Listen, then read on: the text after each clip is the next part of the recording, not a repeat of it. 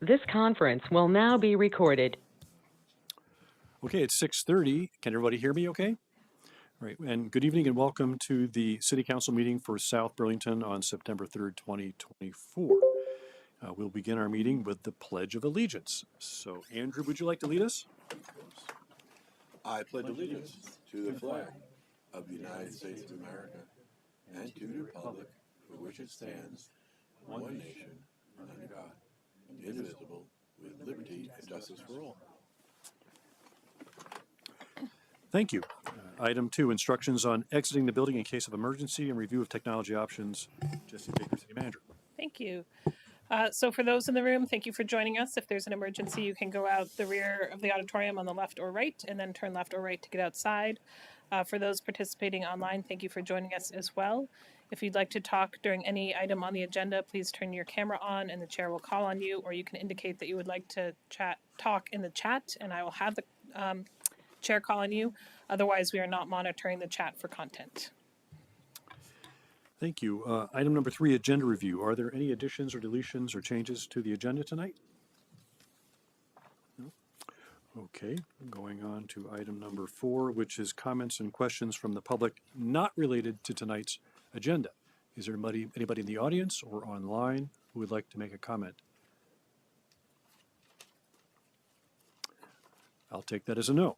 All right, so we're going to move on to item 5, which is Councilors Announcements and reports on committee assignments and the City Manager's report. Who would like to begin tonight? Lori said he would like to begin. I'll kick it off. No committee meetings since our last meeting of the council, but it was busy. Went to the South Burlington Police Awards dinner, which was really an honor to be at, and we have an amazing department. And it was at the OnLogic building.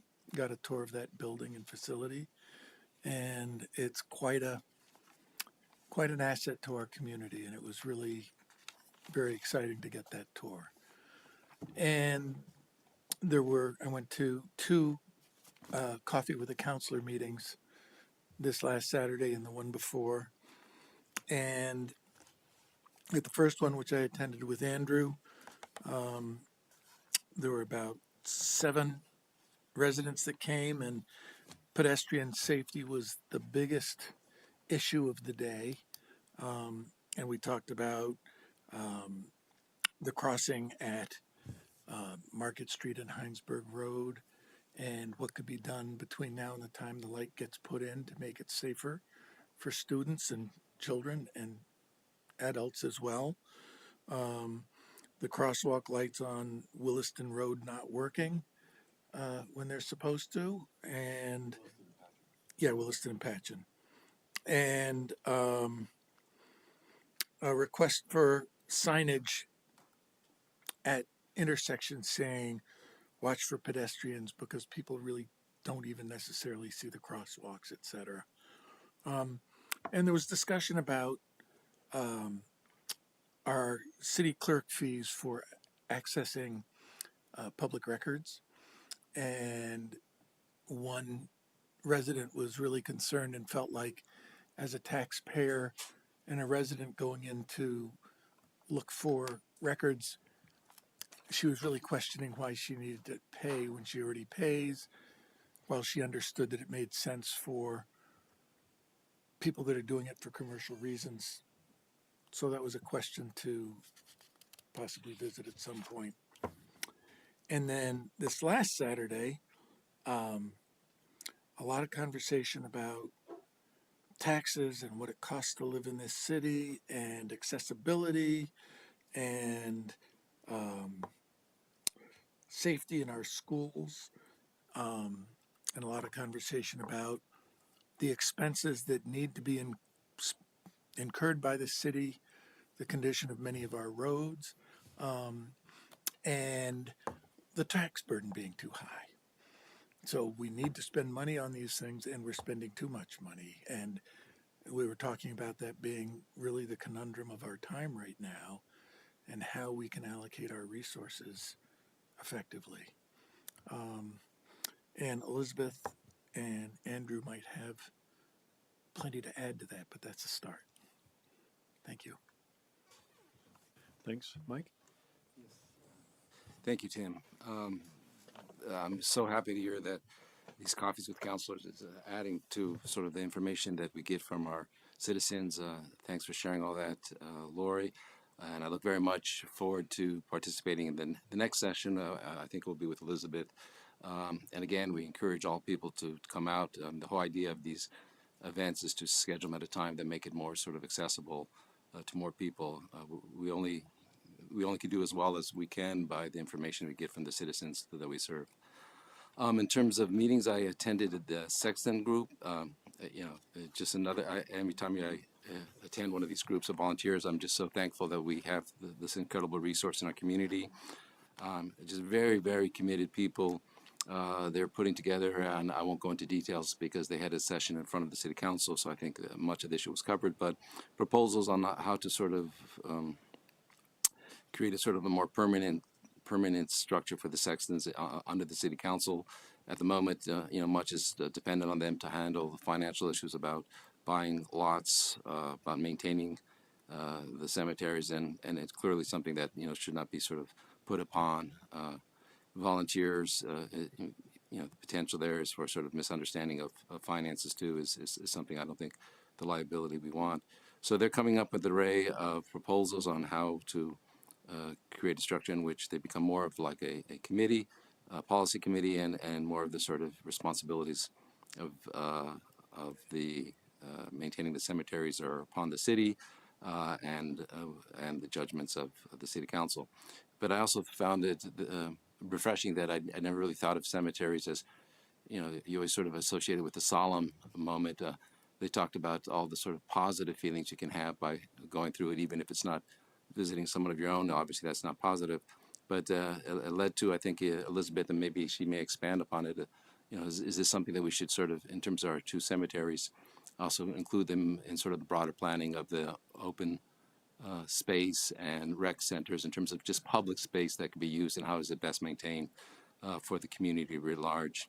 I was visiting friends, family in Fredericksburg, Virginia, and they took me on a walk through their cemetery, and it was actually a sort of a positive experience, historical experience as well. So that was a very, very sort of interesting and eye-opening meeting for me. I also attended a number of meetings as the commissioner for South Burlington to GMT. I think everyone's aware of the fiscal crisis and the big changes that are afoot. I really commend the city and the school that shortly after I got involved and was appointed, we started having regular meetings with GMT in anticipation of changes that were afoot. And I think that it's positioned, as we'll hear later tonight, an opportunity for within this change, instead of just cuts, talk about reimagining and an opportunity for us to advance sort of the four core aspects of our city plan. And the city has just done a great job, as they do with their expertise, to dive down on the data, bring in consultants necessary to create, I think, a possibility that will really advance our city plan. But more of that will come shortly. But that's about it. Thanks, Mike. Elizabeth? Thanks, Tim. I also attended the Coffee with the Counselor with Lori, and a couple other items that came out that were really ideas for future activity was one, the potential, because of some of the incidents in Burlington and some recent incidents in South Burlington, the idea of, I know Chief Burke held a forum in the neighborhood of Brewer Parkway, and the idea came up of potentially holding a public safety forum in general that would sort of acknowledge some of the great work that's being done in South Burlington, as well as respond to some of the issues that have gone on, and what our organizations are doing about it. The second area, which kind of was a segue from this one, was the notion of a city center committee that was really focused on kind of setting the tone for culture in city center, that would have representation from schools, residents in city center, businesses, city departments, and so forth, with kind of a vision to what's the culture that we want to have I turned that off. But those were two things that came out that were a little bit specific that I thought sounded great and timely. I also attended the Planning Commission meeting and the Sexton's meeting as well. And then I think everyone received this, but the letter that came from the superintendent of schools regarding the finance committee that's being established with community members in anticipation of a significant increase in the tax rate associated with both a zero-based budget and the potential for healthcare benefits, wages that are under negotiation now, and then any other expenses which are starting to creep into the, if not the low, potentially the mid double-digit area. So I think it's great the school districts is being proactive about pulling community representation together. And that's it. Thank you. Andrew? Sure. So I also attended the police awards dinner and was really impressed by the stories of our officers that went above and beyond. We really have an amazing force, a night not to be missed. Lori gave the report on Coffee with a Counselor, and I think that was well done and accurate. There was a lot of, and a few of the folks had, concerns about the Market Street, Heinsberg intersection just not really being safe. So it'd be great to do something about that, perhaps a crossing guard, something. I attended Sobu Night Out. The Grippo Funk Band played. It was a gorgeous evening. I think a really successful evening. I did a WCX interview around the new pilot Safe Route to School that starts at Ellison Parkway, Williston Road. Did that along with Nick Anderson and Susan Grasso. So at some point that will be out. I also attended the Planning Commission meeting. I thought the discussion was really, really good at that meeting. We have a great Planning Commission, really engaged and super smart folks that take that role really seriously. As a surprise, my orchard was bountiful this year, and I brought for everybody a bowl. It's pears, peaches, plums, and apples. They're all fresh picked yesterday. I encourage everyone to grab at least something, but save at least one peach for Megan. Thank you. If you'd said it differently, I would have asked you when your birthday comes. So I also attended the SBPD awards dinner at Autumn Logic, and it really is important to recognize the accomplishments of our police department and individuals or groups of officers who exhibited high degrees of training and investigative techniques to solve crimes and corral people that needed to be brought in. So I was really thankful for that. We also got a tour of the building, and I was not aware that the building had geothermal. I knew it had a lot of solar on the roof, but we got to tour their physical plant room and see all the heat pumps and all the piping and the tanks, and that was pretty impressive because it's brand new, which is cool. I also went down to the intersection here on the first day of school, a week ago Monday, and put on an orange vest and sort of watched what happened and was, there's a good Japanese term for that in manufacturing called gemba. You try to go see what's actually happening, on the floor, and I got to see, what it's like to try and control traffic, and it's difficult. It's a challenge. There were two crossing guards, and Officer Moore was there, and they got through it, but some buses, had to push a car back so the bus could get in. So I totally understand what's going on at the intersection, and it was eye-opening to see it in person. So that was good. I attended the Planning Commission meeting last week, and the best part about it was that Lissa McDonald brought in a few graduates from Rick Marcotte Central School and a bunch of current students, and they explained their process for coming up with a name for the street behind this side of the building. And they nominated it to be Detilio Drive after Sue Detilio. And they all lined up and said a little bit for each one, and it was I think the Planning Commission was really very pleased by that, and so I think they took that under advisement, and they're going to vote on it another time. So what a great scene! And the nice thing about it is the kids, And Lissa explained that they formed committees and they had meetings, right? And, they found out what that process was like. And we're like, that's what we do, right? So you did the same thing, and I asked the question, how late in the night did you go? And, maybe it was, 4 o'clock, I don't know, in the afternoon or less. Right? So that was great. I also attended the Champlain Valley Fair. I go every year. I do it for a little bit of food and a lot of LED lights blinking and people screaming, and it's just a lot of fun. And then I got out of town this weekend, and my family went to Portsmouth, New Hampshire. Great town to visit, lots of great restaurants, things to do, beaches close by. But this time, as opposed to 2020, my family was able to go out and take the tour out to the Isle of Shoals Islands and actually set foot on Star Island. In 2020, you couldn't because of COVID. So we were able to walk around Star Island and see this Unitarian Universalist conference compound. And it's all a self-contained community. They have solar. I don't know how they have some kind of water purification system. They do their own composting, but it's a little mini universe of people trying to exist on this piece of rock with some grass and a lot of poison ivy, and a really beautiful scenery around them of another island with a lighthouse, another one with a lighthouse. So if you haven't been there, I recommend that tour. It's really great. And that's all I have tonight. Jesse? Great, thank you. So just a couple of updates for the community and the council. General election ballots are in the process of being mailed out. They are mailed out directly from the Secretary of State's office for the general election, so folks should start receiving those by the middle of September. We are receiving feedback on the city green concept. So this is the concept of having a city green here in City Center. If you go to our website, to Residents City Center and TIF projects, you can see the proposals out there and provide your comments on those. Just a fun note, we had our Color Fun Run on August 24th. The Recreation and Parks Department has really upped their game for programming across the age group. We had 155 runners this year, which was amazing.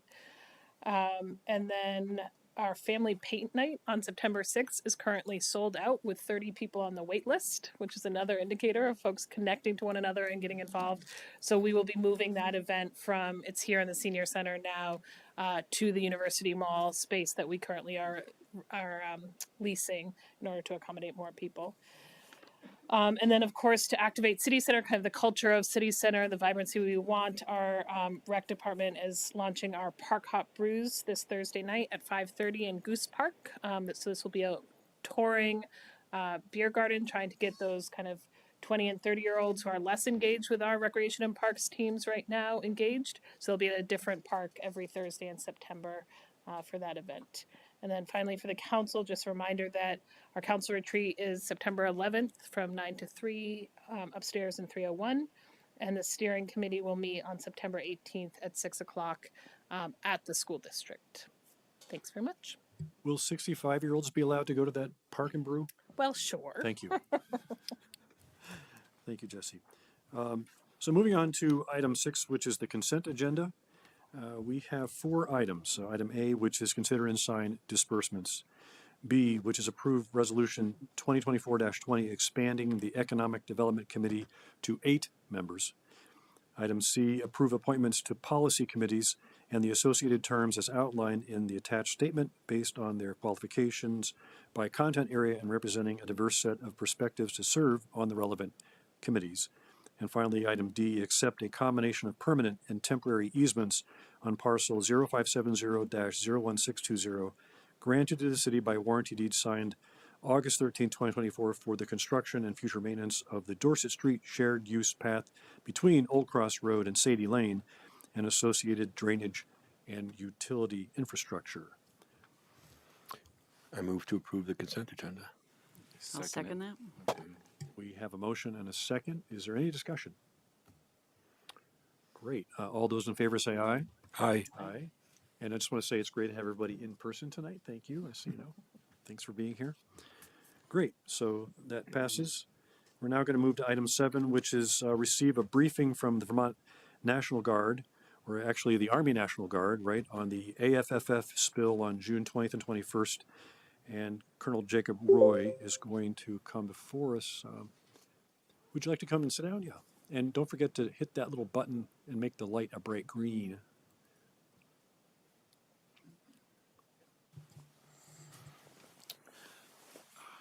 So thank you Good so evening. much for coming tonight to give us an update and a review and whatever kind of a report you might have about that spill.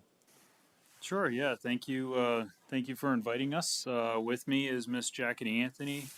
She is the environmental compliance manager that works with the Vermont Army National Guard as well. She's actually a member of the state military department. So, just as a quick update to what happened after the events of June 20th at the Army Aviation Facility on Shamrock Road. So as I think everybody knows at this point, we had a unexpected mechanical malfunction in our fire suppression system that ended up releasing approximately 800 gallons of AFFF concentrate. The good news is inside the fire suppression room was a secondary containment sump, which we found a couple days later after we got the majority of the foam dissipated in that room that actually captured 650 gallons of that material. So unfortunately, we did have about 150 gallons of material that was mixed with water and found its way across our hangar floor and into sumps and drains and or water separators on our facility and then into the municipal wastewater system over to the South Burlington treatment plant on Airport Drive. So over the last several months, it's still ongoing at this point. We very rapidly, I would like to say that very happy with the response from the military department, the full-time staff at the hangar, as well as collaboration between state, federal, and city employees, able to really come together and formulate a plan to actually stop it as quickly as possible. So by and large, by day 4, after the event, it appeared that we actually captured the majority of the material in the treatment plant. We're able to recover a fair amount of it, and then we basically started from the treatment plant back through the municipal system, cleaned and flushed the municipal lines up Shamrock Road from the pump station at Shamrock Road all the way back onto our property, and then worked our way back into the building. We currently have about 60,000 gallons of contaminated water that we're holding on site and treating on site. We have disposed of over 650 gallons of AFFF concentrate that's already left the facility and sent out to a haz waste disposal site that's approved by the department or the Defense Logistics Agency. And at this point, we identified through some post-incident investigation that we actually had a seal, a rubber gasket at the base of our holding tank that actually ruptured, and that was the root cause of the release. It wasn't through. It did not go through our sprinkler system, even though we flushed out everything in our sprinkler systems just as a precaution. To ensure that everything was captured on the site. And then at that point, we basically removed all of our AFFF holding tanks, all the concentrate material we drained and put into totes and shipped them out, and dismantled the entire AFFF system, cleaned that system, and disposed of all that as well. So currently there is no more AFFF material that is on our installation at that facility, and our intent is not to bring any back. So I know the Army is working through trying to find replacements for it, but our plan at this point is to work through and try to develop a water-only solution to the facility, which is all we have at this point right now. So long term, we're looking at replacing the entire sprinkler system anyway, because now it's 20 years old, and we would like to get something. The current system is not actually capable to do a full deluge water suppression system for those aircraft. So we need to look at replacing everything with a total water system in the future.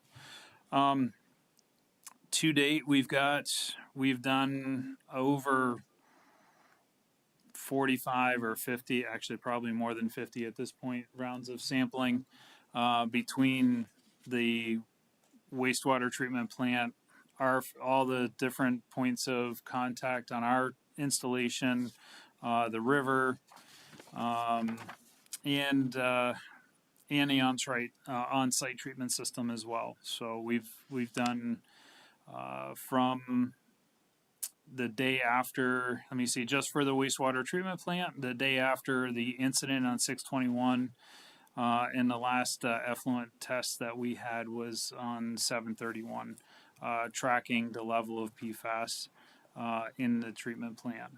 The state had us run several different tests on 6/21, 6/24, and then a couple in July in the Winooski River. So of note, at the entry point from the wastewater treatment plant post-incident, 4 days post-incident, we did not detect anything coming out of the treatment plant. So that was really good news. And yeah, so currently, like I said, we're treating, we have a carbon filtration system on site that we're running the water that's currently housed in those frac tanks that are sitting up by Airport Drive. I'm sure everybody can see them when they drive by underneath our helicopter display.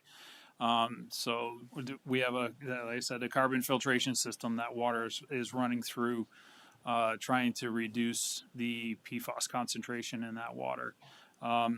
Ideally, what we would, we're talking with the waste division at the state, and other folks at DEC at the state level, as well as I think we've had conversations with Mr. Fisher, looking at what are the possibilities on how do we get rid of all that water. If we can get the levels down to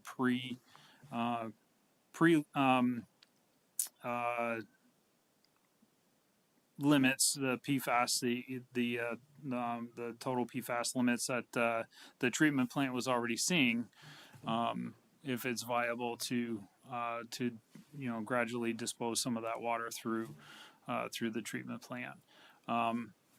Other options, unfortunately, for that are there's really only one other option that we have, and that's actually trucking all that water out to Idaho and disposing of it in a haz waste acceptable facility in Idaho. So that's the other option that we currently have, which cost. I wouldn't say it's cost prohibitive, but it's definitely cost significant at that point. So currently, that is our current situation that we have right now. So, do you have anything you would like to add? No? Okay. Subject to any questions that you would have at this point.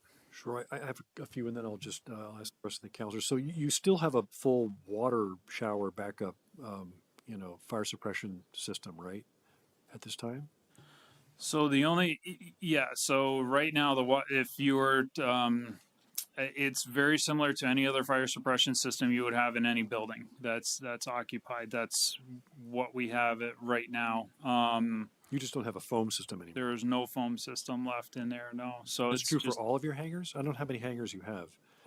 Well, the hangar is actually one great big. Oh, I'm sorry. Okay. Yeah, so it's broke down into two parts. But if you can visualize, as you're looking at it from Airport Road, there's the entire front face of it is basically all one great big open facility, and then we have the op center, which is a great big glass thing in the middle, and then I have another section in the back. So all of those are basically all open bay hangar for the aircraft. So the the fire suppression system is a direct line in from the Champlain Water District line in, and it goes into a manifold that distributes water across the hangar in several different branches. So the sprinkler system that's set up currently in there is being looked at as inadequate. It'd be enough if something happened, it would throw enough water to get people out of the building in an emergency. But ultimately, we're looking at making it, stepping it up so that way it's a water deluge system where it just dumps an immense amount of water into the facility if there is an incident. And how long do you anticipate to continue the testing of either the inflow or the outflow from the treatment plant? So at this point, we're not looking at doing any other testing going out of the plant. The state has indicated that they're satisfied with the results that they've seen on the effluent. We haven't tested any influent since the beginning of the incident, just to see what actually got into the plant. But that came out in foam, so we knew what actually got into the plant. So at this point, as far as the river and the effluent is concerned, the state is satisfied with everything that we've done up to this point. So there is no further testing that we're being asked to do for the effluent or the river. Great, thank you. Who would like to ask a question? Lori? Can I just also point out that Bob Fisher, our wastewater superintendent, is here in the room as well. So if you have questions for him, he's here. Thanks, Bob. Lori?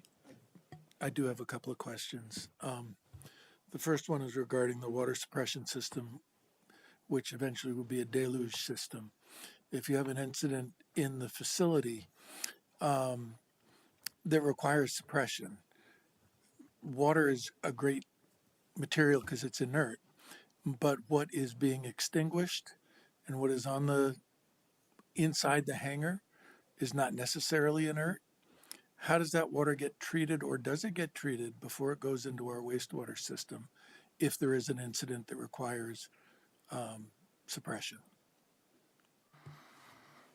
So really kind of what we're talking about would be, like a flammable fuel or things of that, of which case we do have several oil water separator systems before it even leaves the installation or gets into the system. So ideally what we're looking at is if there is an incident in there, those oil water separators will catch any petroleum type based material that goes into it. The other thing that we are exploring is with water systems is actually having a catch system specific for flammable fluids on the inside that works with a water system. That is something I've asked my project managers to kind of look into with A&E. We have an A&E firm that we're going to start working with to try to figure out what is the best way to really kind of work this with an all-water system, because it's new for us. The cart's kind of dragging the horse down the road at this point, because we understand that we're kind of behind the ball on it now that we've taken out our number one suppression system, which believe me is a good thing. So now we're racing to figure out, okay, how do we make this work with just water? So I don't have all the answers for you at this point. We recognize that it's something that we have to contend with and do, and knowing that there is that potential, we're looking at the systems that we currently have in place to try to be our stopgap in between. Okay.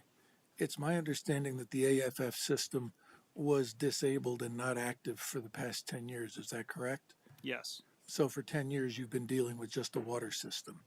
Yes. Okay. And I'm just wanting to get clarity here.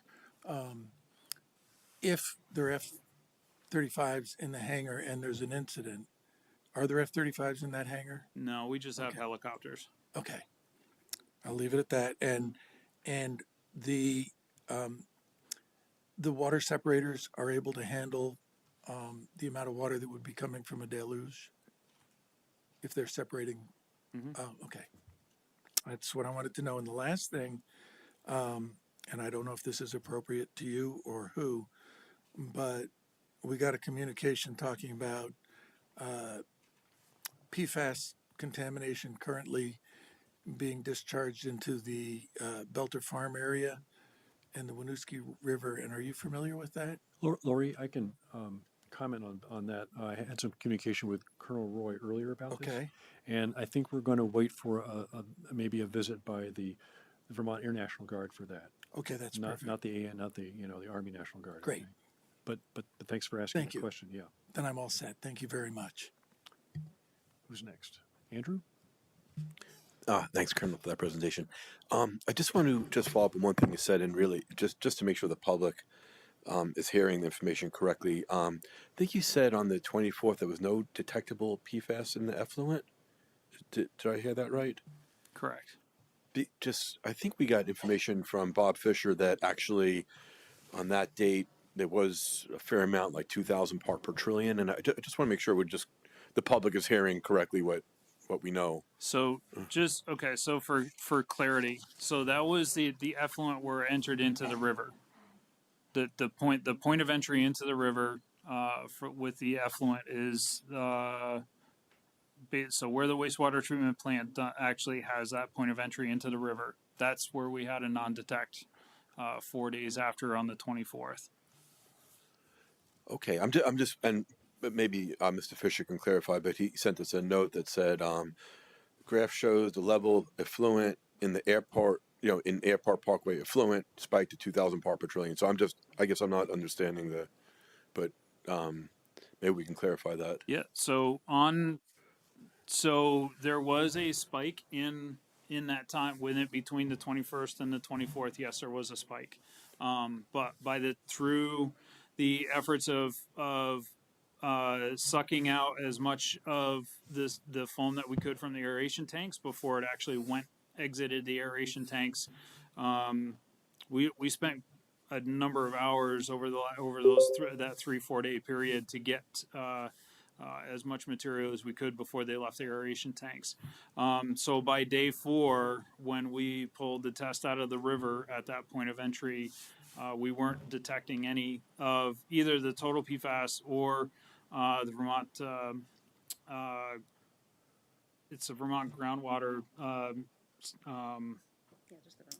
The Vermont 5 for PFAS at that point of entry into the river. So maybe Bob, you can supplement, just help me understand then your statement, because I'm not able to figure out how these two dovetail. Yeah, hi, Bob Fisher, Water Quality Superintendent. So what he's saying is at the river sample at our point of discharge, but it discharges into a header system underneath the gravel. So basically, he's talking about a river sample they took. The actual location of where we exactly discharge is it's impossible to see. So he's basically saying at the river, but you couldn't really say it was at our discharge point. It was at the point of the river where we discharge, because even I don't know where it's at exactly. I know within a few feet it's buried under the gravel. And the volumes that we put out, we put out like 2 million gallons that day of the spill, and the river put 650 million gallons past us.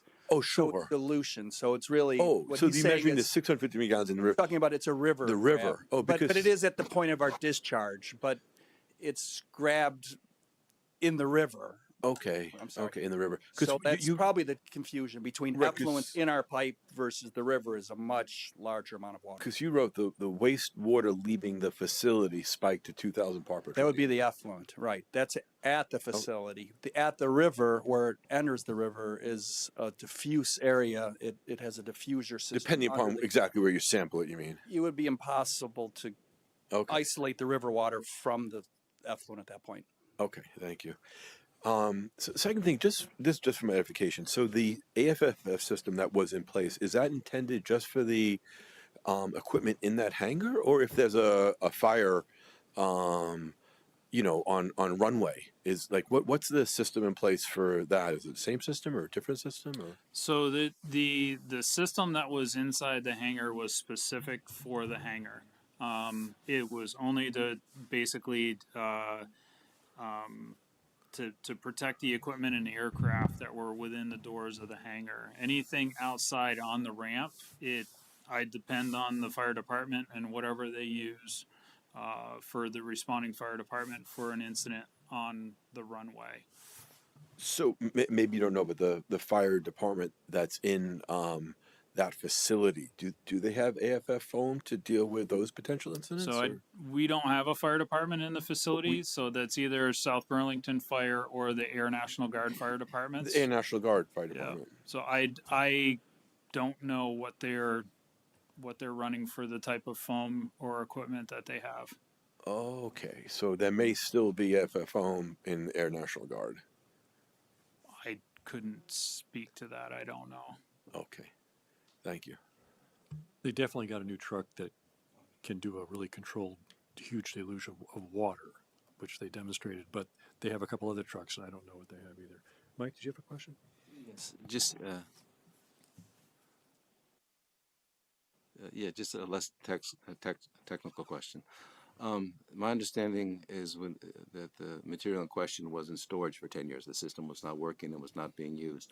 And it was in storage because funds could not be identified to move it out.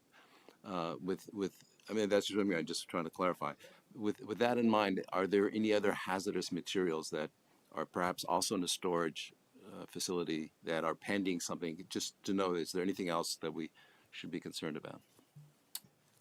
So the kind of two different situations, but so the AFFF question has circulated, especially in the Department of Defense realm, for a number of years.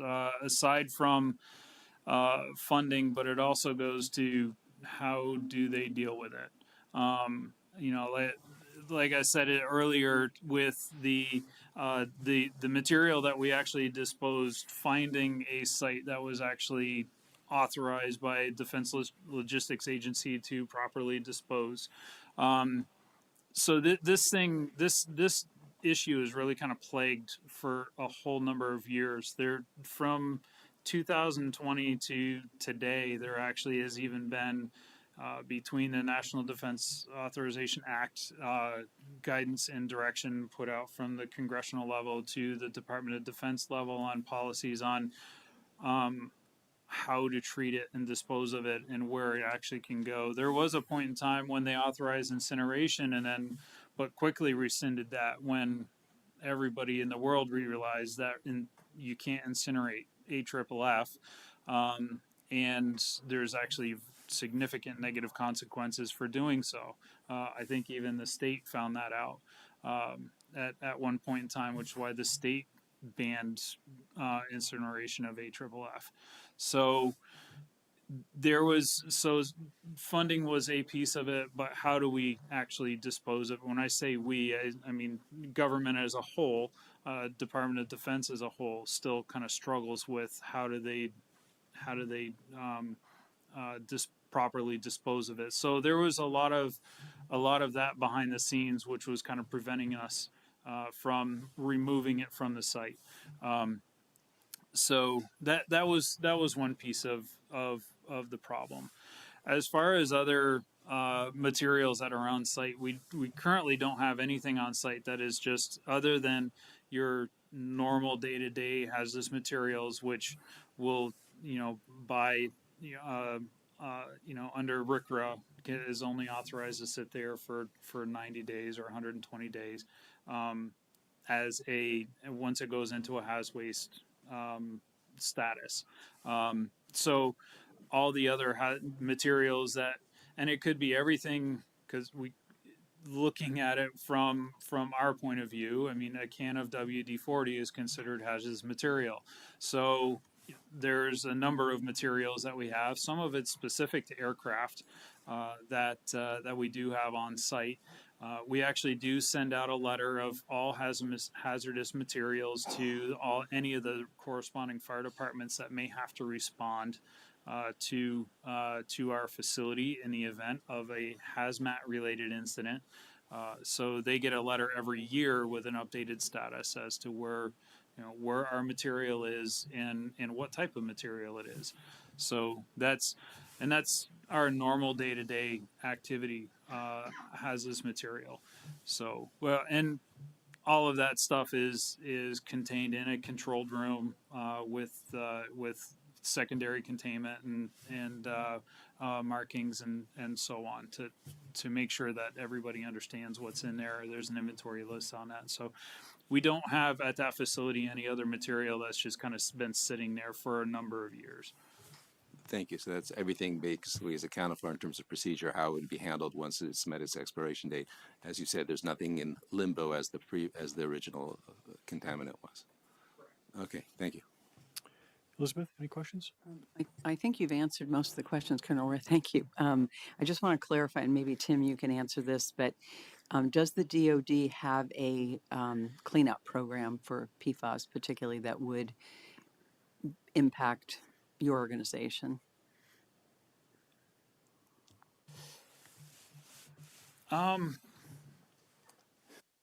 It does, yes, it does. There is a large cleanup fund, that DoD had. Well, I won't say large, because it's dwindling quickly. So, but they are, we have requested additional funds through the Department of Army, to help with the costs that we have accrued with this cleanup. So it's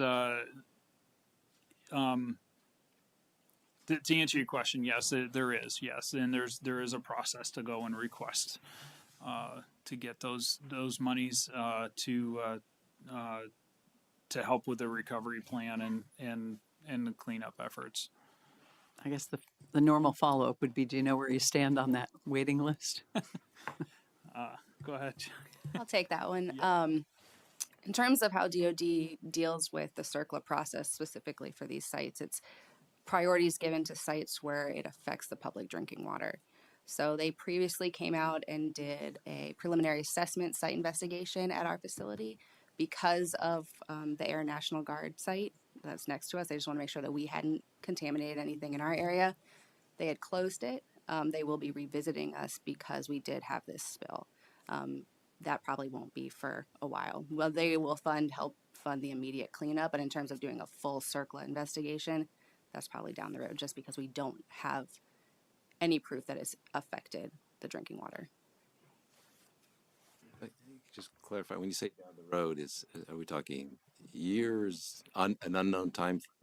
I think that one doesn't really count on. Yeah, it's an unknown time frame at this point. They have reached out to us and talked to us about what happened, but in terms of them putting us on any type of list of immediate reaction, that's not likely going to happen. So my final question is sort of, when will the decision be made whether to dispose of that water that's been circulating through the granulated charcoal, because it would go back into our system and then go back in the river and go back in the lake, or ship it out to, where did you say, Idaho? Yes, Idaho. Idaho, because that's a lot of, well, anyway, that's a lot of CO2 to ship it out there because the thing probably weighs a lot, right? So do you know when that decision will be made? So there isn't a decision like readily to be made. There's we still have a series of tests to do with a couple more of the frac tanks that we currently have, and working with the state, trying to identify the pre-influent limits that we're going into the facility, and we want to make sure, we want to try to get down below what those are. But those conversations, we asked for a kind of like a work group type meeting with DEC to kind of start formulating a plan as to when we might be able to start looking at doing that, what limits are acceptable, and unfortunately the challenge that we're running up against is that there is no regulatory value for surface water, which is really kind of what we're dealing with. So that's so we're hoping once we get values that are comfortable with everybody, we'll definitely bring Mr. Fisher in, You will. DEC in, Okay. and to have those discussions. And just to elaborate, I've been discussing with DEC. They, am I? Oh no, sorry. I've been in discussions with DEC. They need to sign off first, and then it's still completely our decision. Okay. So we're not doing anything unless they say it's okay, and then if they do, will certainly bring it forward up the chain. I'm not going to just authorize it myself. Sure. And you're Bob Fisher, just And for I the am Bob record. Fisher, the Water Quality Superintendent. Thank you. And you're somebody's uncle. That's a joke. Sorry. A lot of young people don't get that joke anymore. Sorry. Okay. No other questions. I wanted to thank the Army National Guard for the alacrity of their response when they realized what had happened when they came in, right? And the very voluminous flow of information in both directions between yourself and the wastewater treatment department, and also for all the testing that you have been financing, right, to find out what levels are being ejected either through the plant or into the river. So, I mean, I appreciate there has been enough transparency to gain trust in this unfortunate incident, right, that nobody could have foreseen. So I'm grateful to the Guard for that. Thank you. Can I just Sure. tag on to that Yeah. and also express on behalf of the staff thanks to you, Colonel, and to your team and to your leadership for the very quick communication and constant staying with Superintendent Fisher, and being supportive of not only the financial costs that we are jointly in partnership incurring and being willing to cover that and the disposal of the solid waste as well. So thank you for being here tonight and for your continued partnership. Thank you. Likewise. So thank you, Colonel, and thank you, Jackie, for coming. All right. Have a great night. You too. We're going to move on to item number 8, which is receive a report on the Common Area for Dogs 2023 survey on leashing dogs with Betty Milizia, the chair of the Common Area for Dogs Committee. Come on down, Betty.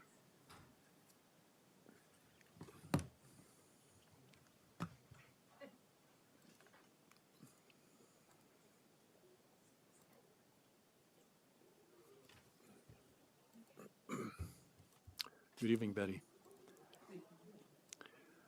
And I just want to remind you that we've got an allocated 20 minutes here, all right? And we have a lot of stuff at the other end of the agenda, so.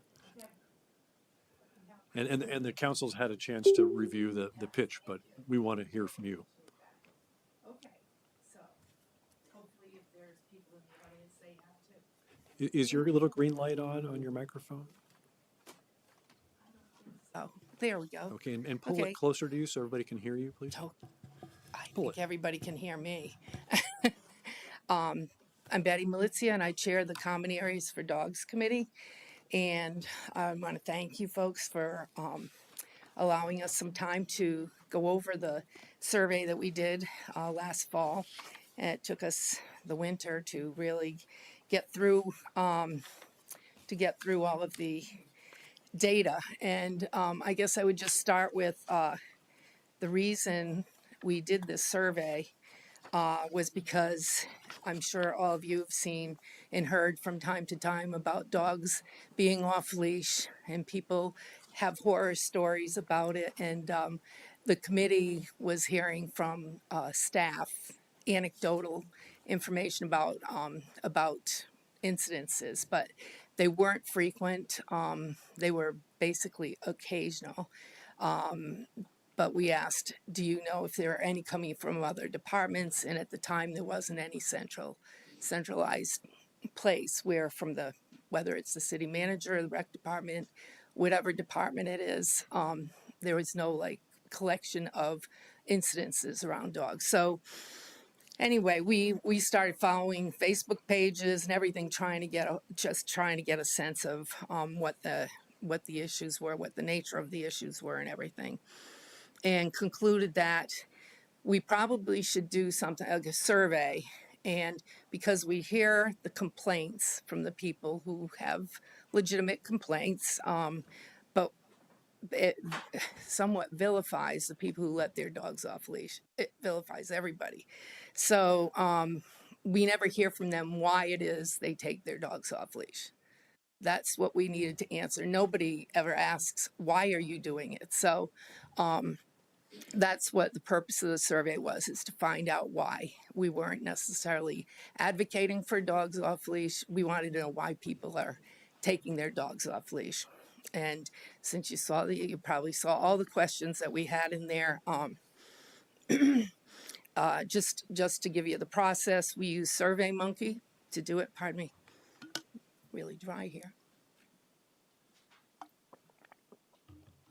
We use SurveyMonkey to gather the data so that we'd have unduplicated data. It was great. I love SurveyMonkey now.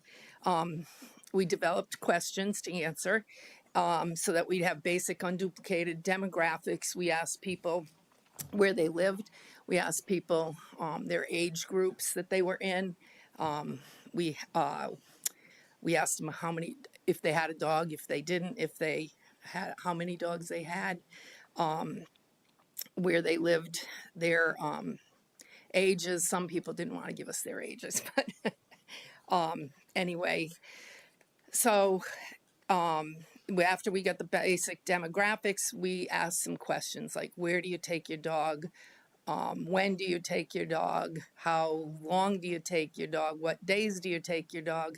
All these different questions that would get at people's routines and what they did, what their daily routines were with their dogs, and why they choose open spaces versus dog parks.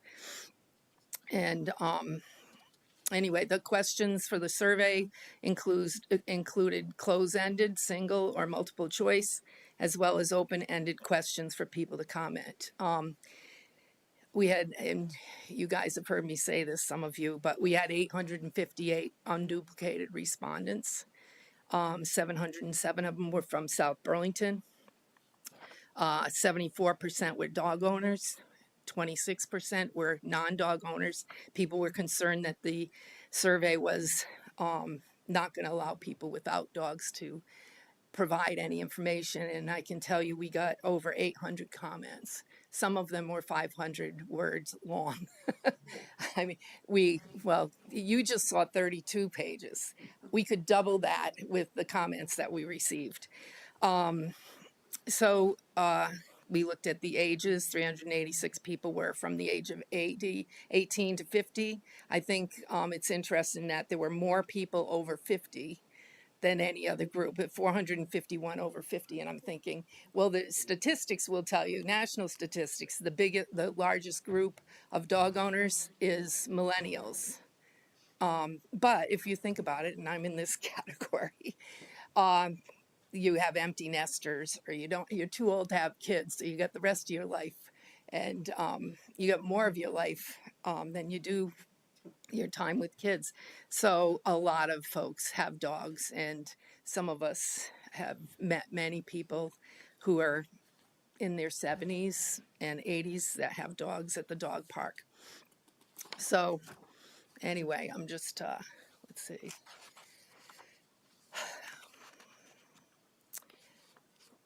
Let's see, I won't bother with going through who we are. The cities, well, I just did that. Okay. So anyway, shall we just get into the recommendations? Okay. Sure. I mean, I was really impressed that you had such a large sample size. I mean, that's a really good response, over 800 people. You know. Yeah, and I think there are a couple of points I'd just like to add.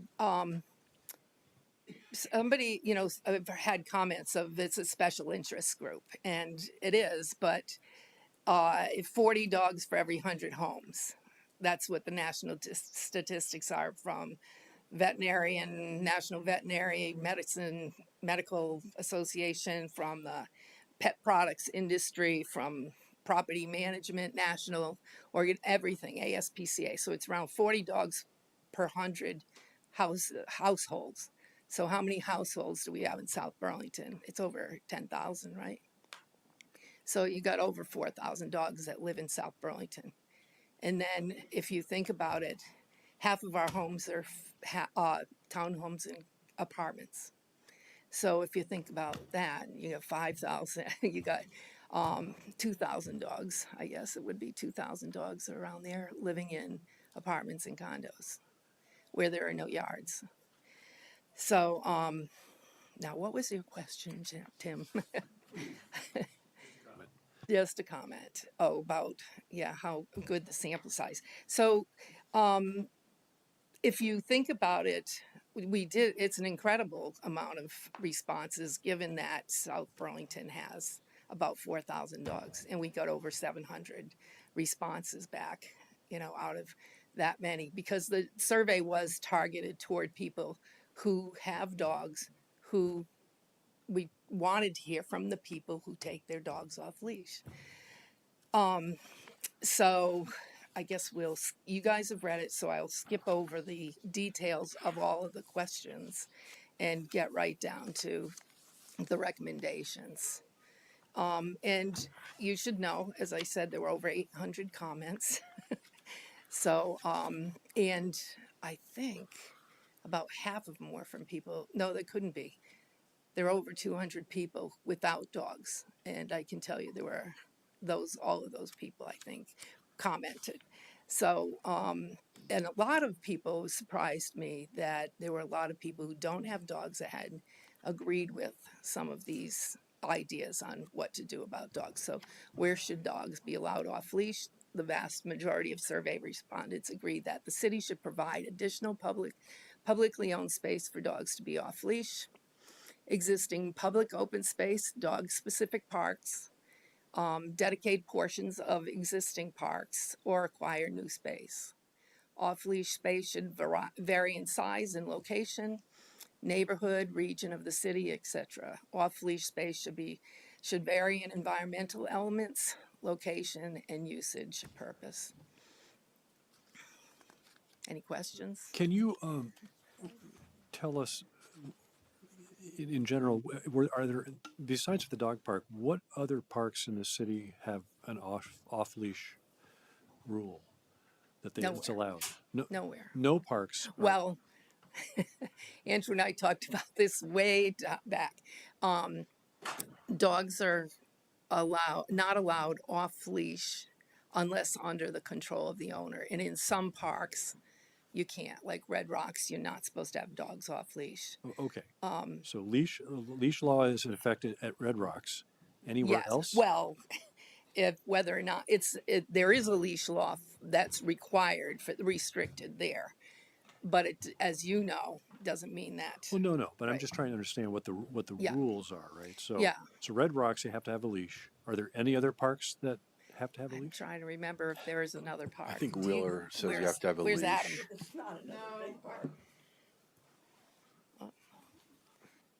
Come on down, Lisa, and identify yourself and turn on your mic, please.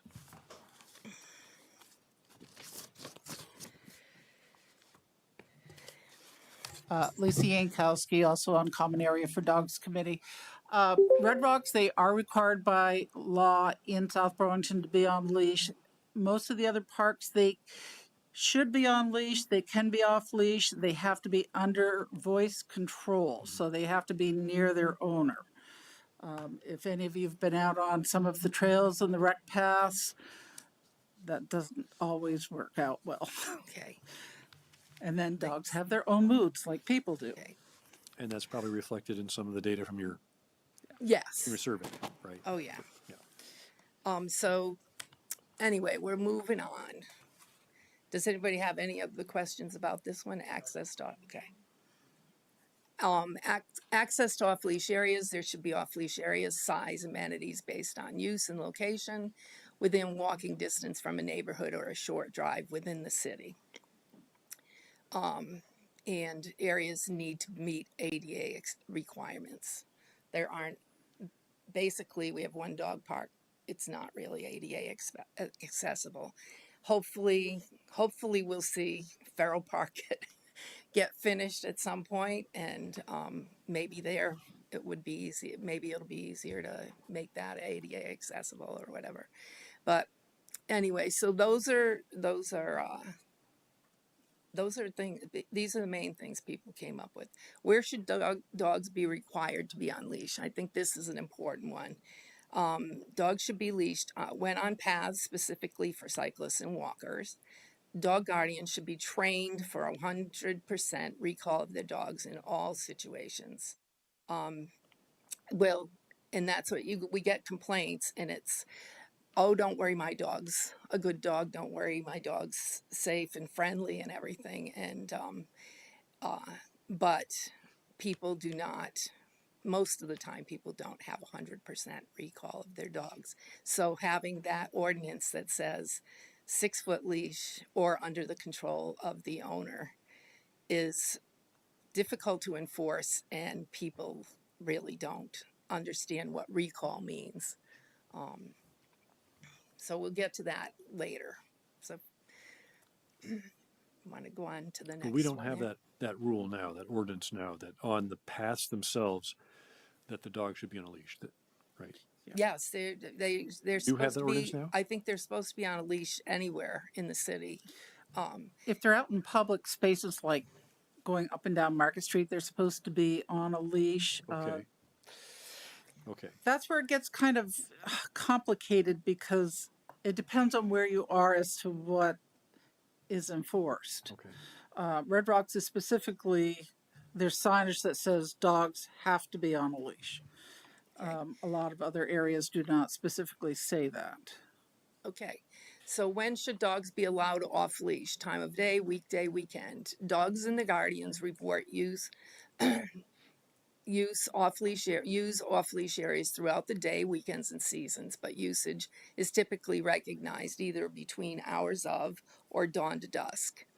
Alternating times each day or by locations are hard for people to follow. I mean, if you take Wheeler, for instance, Wheeler Dog Park, there are different kinds of dog parks, and Wheeler is a destination dog park. People drive there from Milton, people come from Middlebury. I grew up in Rutland. My friend's daughter drove up here with her 2 Great Danes for a meeting and brought them to go just to that dog park. So people are coming from all over. I've met doctors doing their residencies here, bringing their dogs there. I've met traveling nurses from Texas up to everything. You meet people from all over using Wheeler Dog Park. It's less of a neighborhood dog park and more of a destination dog park. It will be good to get Farrell open because Farrell actually was more of a neighborhood dog park when it was highly used, and I think it's really missed a lot by people. So in the survey, what we found was that, and if you go up to Wheeler, you'll notice this, that you'll see from time to time there's nobody there. But if you sit around for half an hour, you're going to see half a dozen dogs arrive. And it's kind of like a turnstile that it rotates dogs in and out of there. But if you go up there between 8 and 9:30 in the morning, there's a lot of dogs there. If you go up there middle of the day, there's quite a few dogs there. I've never seen it empty before. What? I've never seen it empty except when I'm driving by at midnight, If it's a moonlit night, there's probably somebody there. Right. But there probably right. shouldn't be, right? I got some ideas. I've talked to Adam about what we want to do up there. So anyway, it's a highly used dog park, highly used. And so it's hard to say, we'll make it these days. If it's a destination dog park, people are going to show up from Middlebury on a Tuesday, and if the rules say Wednesday Wheeler is open, they're gonna say, well, I'm here, it's Tuesday. It's not practical really to say you're gonna do specific days in a certain area, because people, if they arrive, they're just gonna do what they're gonna do because it's convenient. So let's health and safety precautions. This is a big one, I think, because there is essentially no space for dogs to really run off leash, So, and there's thousands of dogs. That's thousands of dogs in South Burlington. And then we have all the dogs coming to visit South Burlington, to go to the dog park or to go to the trails. So we have to find a way to make sure dogs are vaccinated. Dog guardians must carry leashes at all time. Offer professional training on recall, handling dog aggression, provide training and information on good canine citizenship, develop volunteer rangers or ambassadors to patrol parks and trails, and organize volunteer cleanup days, events for parks and trails. All of these are things that are going to take incentives to make them happen. They're not, dogs must be vaccinated. We have a list of rules at the dog park, and dogs aren't vaccinated, dogs aren't licensed, and you can't expect. We've been told the dog park has to be self-governed. Well, that I'm not I'm not a shrinking violet, and I've been intimidated by folks when I've kind of nicely said, the dog's supposed to be neutered or spayed before you bring the dog in here. Did you see the rules? No. And I've had people, get pretty aggressive. People get a little belligerent when you try to remind them about rules. I've been spit on before and told some rather nasty things I could do with myself. So I'm talking about Wheeler, but really what we need to talk about is the rest of the community where dogs are supposed to be on leash.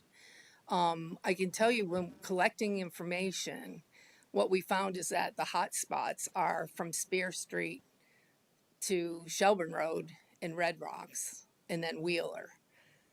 Those are kind of like your big hot spots. There's usually a lot of, not a lot, because there aren't a lot. It's occasional, really.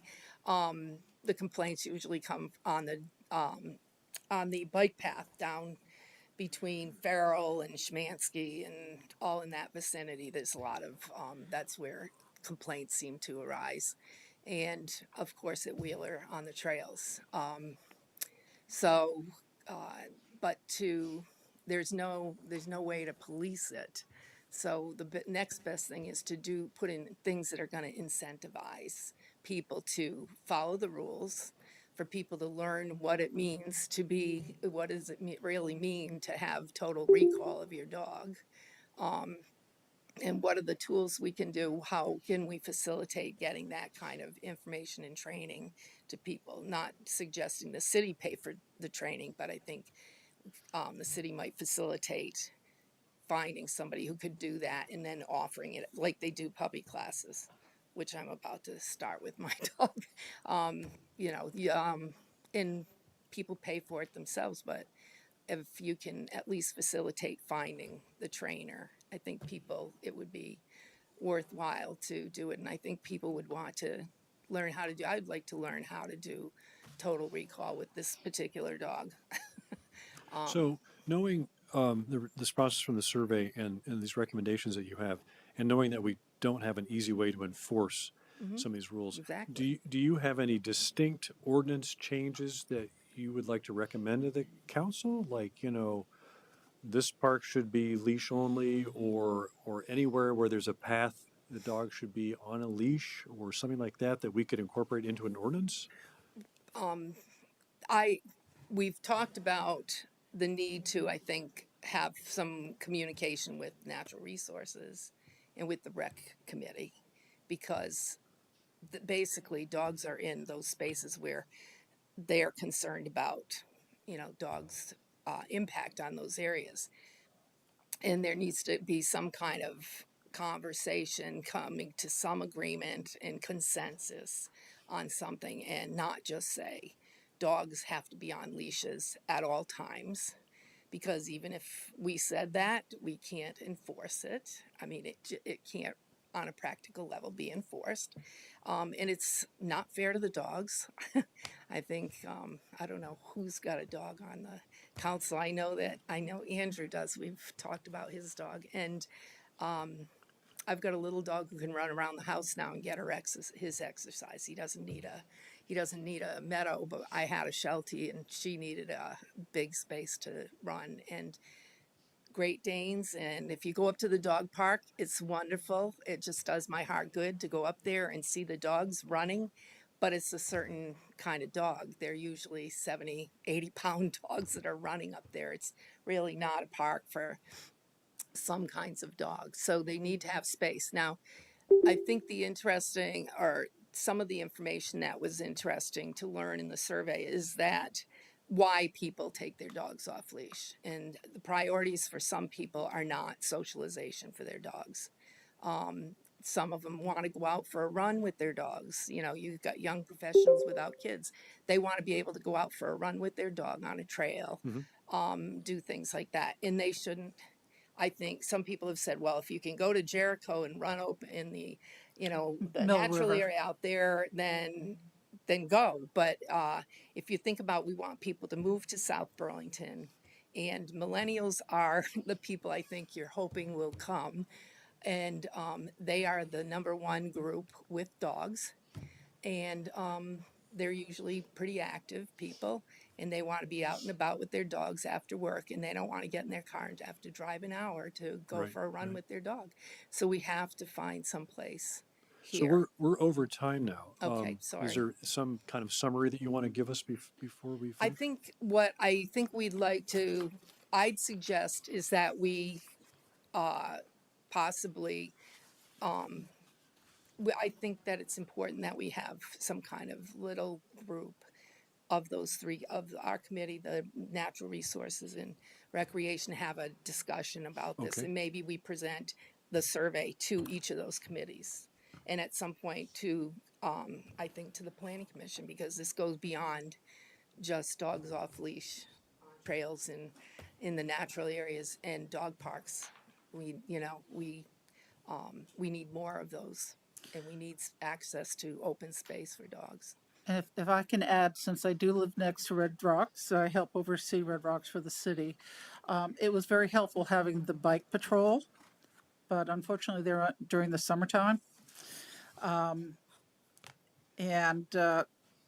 We've also been discussing that, we've had a lot of developing going on, and there's going to be a lot of people moving in, a lot of people here already who have dogs, and they've got to have a place to take their dogs. And I think that's another reason why it would be good for us to meet with the Natural Resources Committee and the Bike and Rec Committee is, we've got to start thinking about this when it comes to these new developments that are coming in. Where are these people going to be able to take their dogs, even to do their business every day? So it is a big concern. Okay. Yeah, So the planning, there is no planning right now going on around putting in relief areas and stuff like that, And we've got how many, probably a couple hundred apartments so far out here. And, the comment was made at a public meeting that I was at, 2 public meetings, that, well, you only have to worry about the dogs if the developers allow them. Well, I got news for you. The developers are marketing to people with dogs, so, and I went down the street in that interesting apartment building that's got the corner windows, I looked up and there was a big white dog sitting on a There you couch go. in one of them. There you go, right? but there was no human. But- There was nobody. That was the only tenant And was there. it's a good thing it was inside too. So after you have those meetings, if you have some, hard recommendations for us, come back and tell us what those are. Okay. So, but that thanks, would be Betty. great. Thanks, Lisa, Thank for you. coming. Thank you very much. Thank you, Betty. Yes, Andrew. Just a question, and maybe Jesse can answer this, or maybe how many incidents a year around dogs are reported, and how many of those result in a say a bite? Do we know those statistics? I don't know them off the top of my head, but we could find them out. It varies, and it Like depends last year, on, for instance, last year, what were the stats? If you and know? I think a lot of them don't get reported. You know what? We know of a couple of it- altercations, that actual physical altercations. I'm just curious how big an issue this We is. get more. Terry Francis, as the health officer, deals with dog bites that often get reported out of the hospital there, and he deals with them more frequently than what you would think. We'll get you the number. Thank you. But it is more frequently than what you would think. Okay, thanks. You can give us that, Jesse, too. We've been trying to get that number too. And Tim, I'll could I also just say add- anecdotally, I know that there are many, many incidents that happen that do not get reported and that happen daily. And I can say that just from being someone who walks in Red Rocks Park all the time, and I've been a dog owner all my life, but dogs that are off leash in the city are rarely under control by their owners, and it gets pretty scary for people sometimes. It does. You're gonna have to find. So there's got to find be a some way to do solution. it that makes sense. Don't want to get ahead of ourselves. We'll talk to the other committees because we're gonna need consensus on how we address this. But thank you. Thank you. Tim, I had a, Elizabeth, quick. yeah, just a quick comment. I did want to say that the coffee with a counselor that Lori and I attended, we did have representation from the community that referenced accessibility at the dog park. So I just want to put that at the forefront as well. I'll shout out for Muriel right now. Is there a comment from the public at all? Yeah, come on up quickly. We're trying to move on.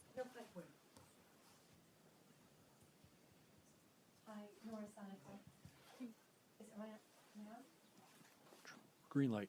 There it is. Okay. Would one thing I would recommend if we're going to broaden the discussion about the dogs is developing an ordinance, but also including not just natural resources and parks, but having public input, because there's a lot of people who are against more off-leash areas. They want dog parks, but they're tired of people running up on them, having dogs run up on them. And we need a more clear ordinance where that's just more clear than, your dog in control. And I think also the public needs to be able to put input because like Hubbard Park, we've got dogs off leash there, and that disrupts the natural environment. And so it's a big, big issue. So thanks. Thank you.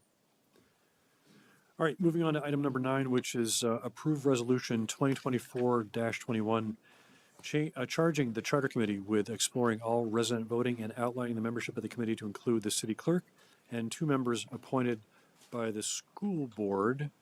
Jesse Baker and Peter Taylor is here. Is he coming down? And here he comes. So your direction drafted this resolution following the last meeting when you had Chris Shaw from the South Burlington Democratic Committee come and make this request, and then had a conversation at a following meeting about the composition of the charter committee. Traditionally, how our city has functioned is the charter committee is in hiatus until you give them a charge. So if you're going to give them a new charge, this is a good time to review the composition of the committee. Or you could do that at some point in the future, or you could do that tonight and not have them remain in hiatus. But that's what is before you. Does Peter, did you want to say anything or no? Okay. All right. Council discussion?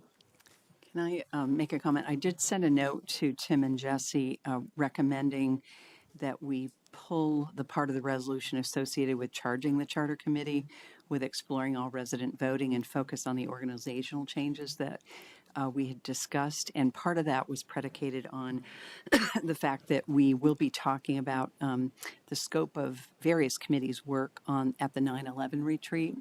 And that I felt like that particular charge was predicated primarily on a letter that was read in public session from Chris Shaw, and that the elements of that letter hadn't really been warned or discussed by council.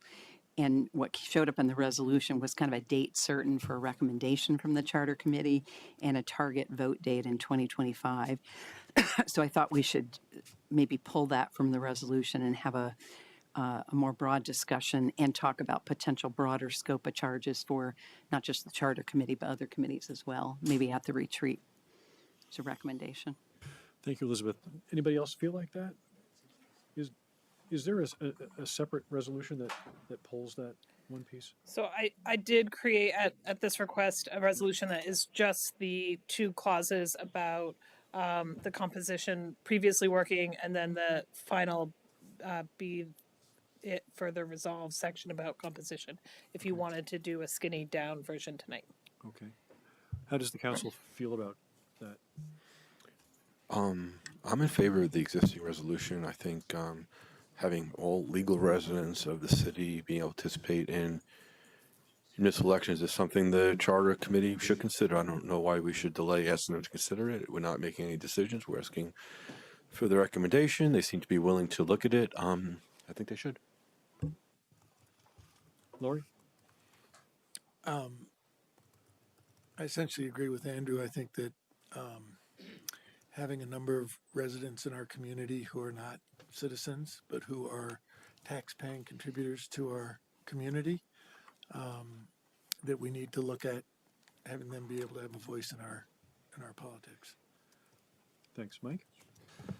With the concept, I definitely agree that residents should have the right to vote if they're legal residents and taxpayers.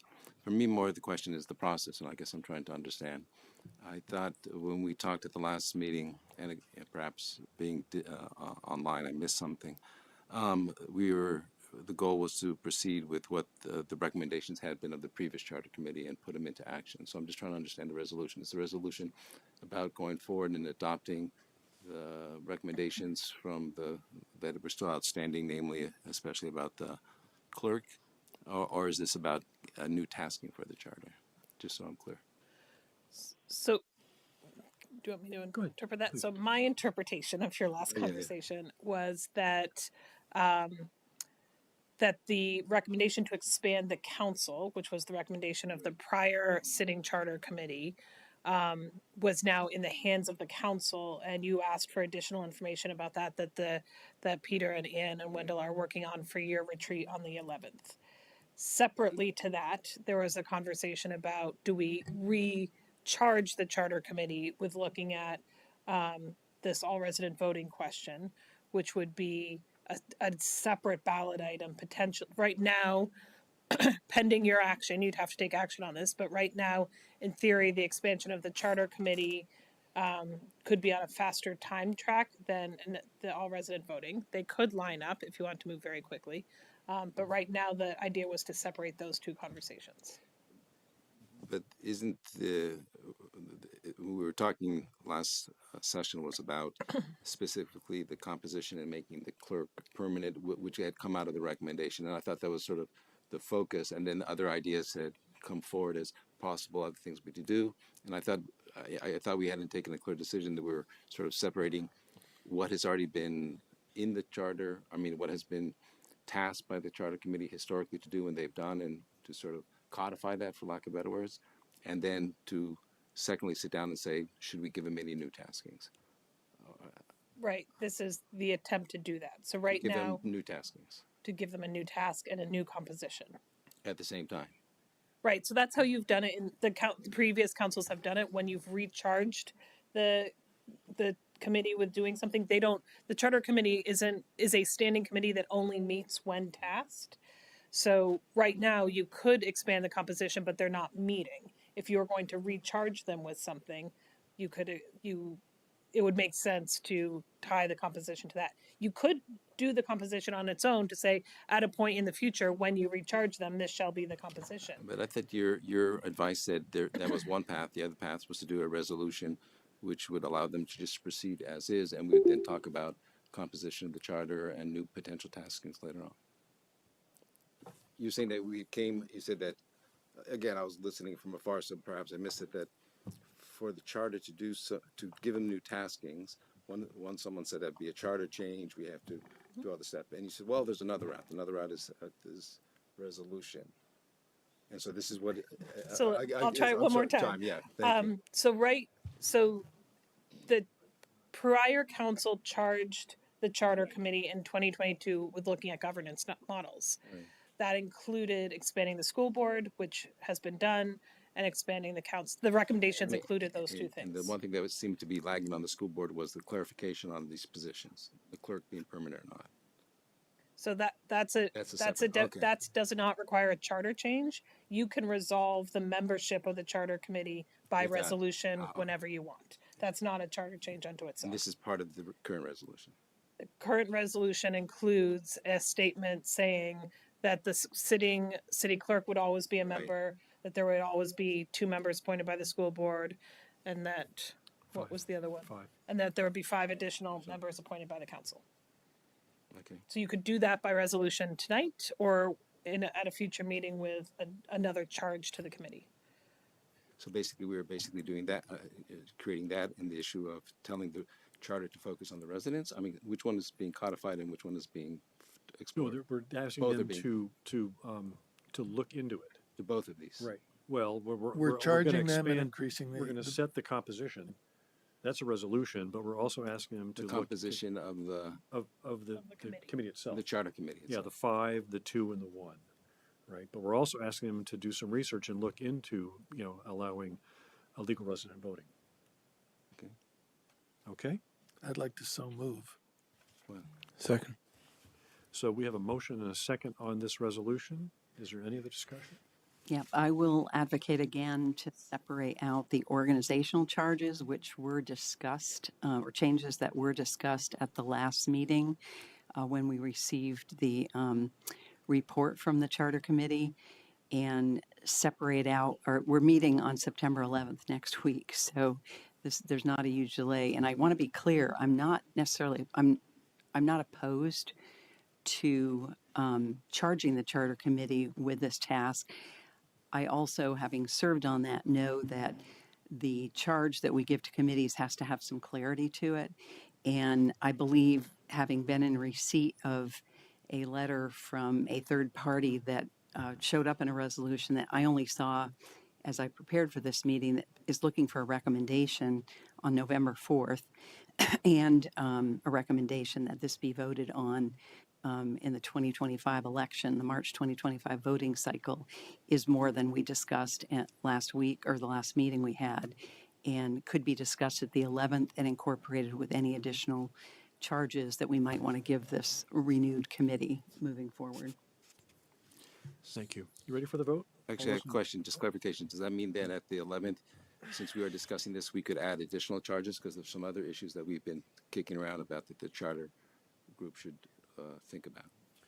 We have this resolution in front of us with these two components, right? About legal citizen voting and the composition. To give them a charge, they can go off and do some work. And then we're It's going to very specific. Right, and then on the 11th, we are also going to talk. That doesn't preclude us from talking about We can further talk about it, right? further but options. Right now, we have this one resolution in front of us. Okay. So all those in favor say aye. Aye. Aye. Aye. Opposed? So we have one nay from Elizabeth. Thank you. All right. Can I make sorry. just an observation setting us up for the 11th? Part of the quandary I feel like this current council is in is that we don't have a set of priorities that we're working on. So every meeting, kind of new conversations are coming up. I think that that's very appropriate this year with a majority new council for us to take more time to develop that series of policies and strategies that we agreed to. But I think we should endeavor to next year come to those decisions quicker so we all know what the work plan of the year is. All right. Moving on to item number.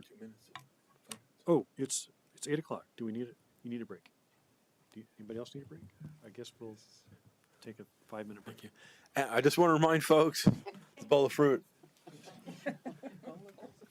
And it's apples, peaches, pears, and plums. Got it. Because I watched the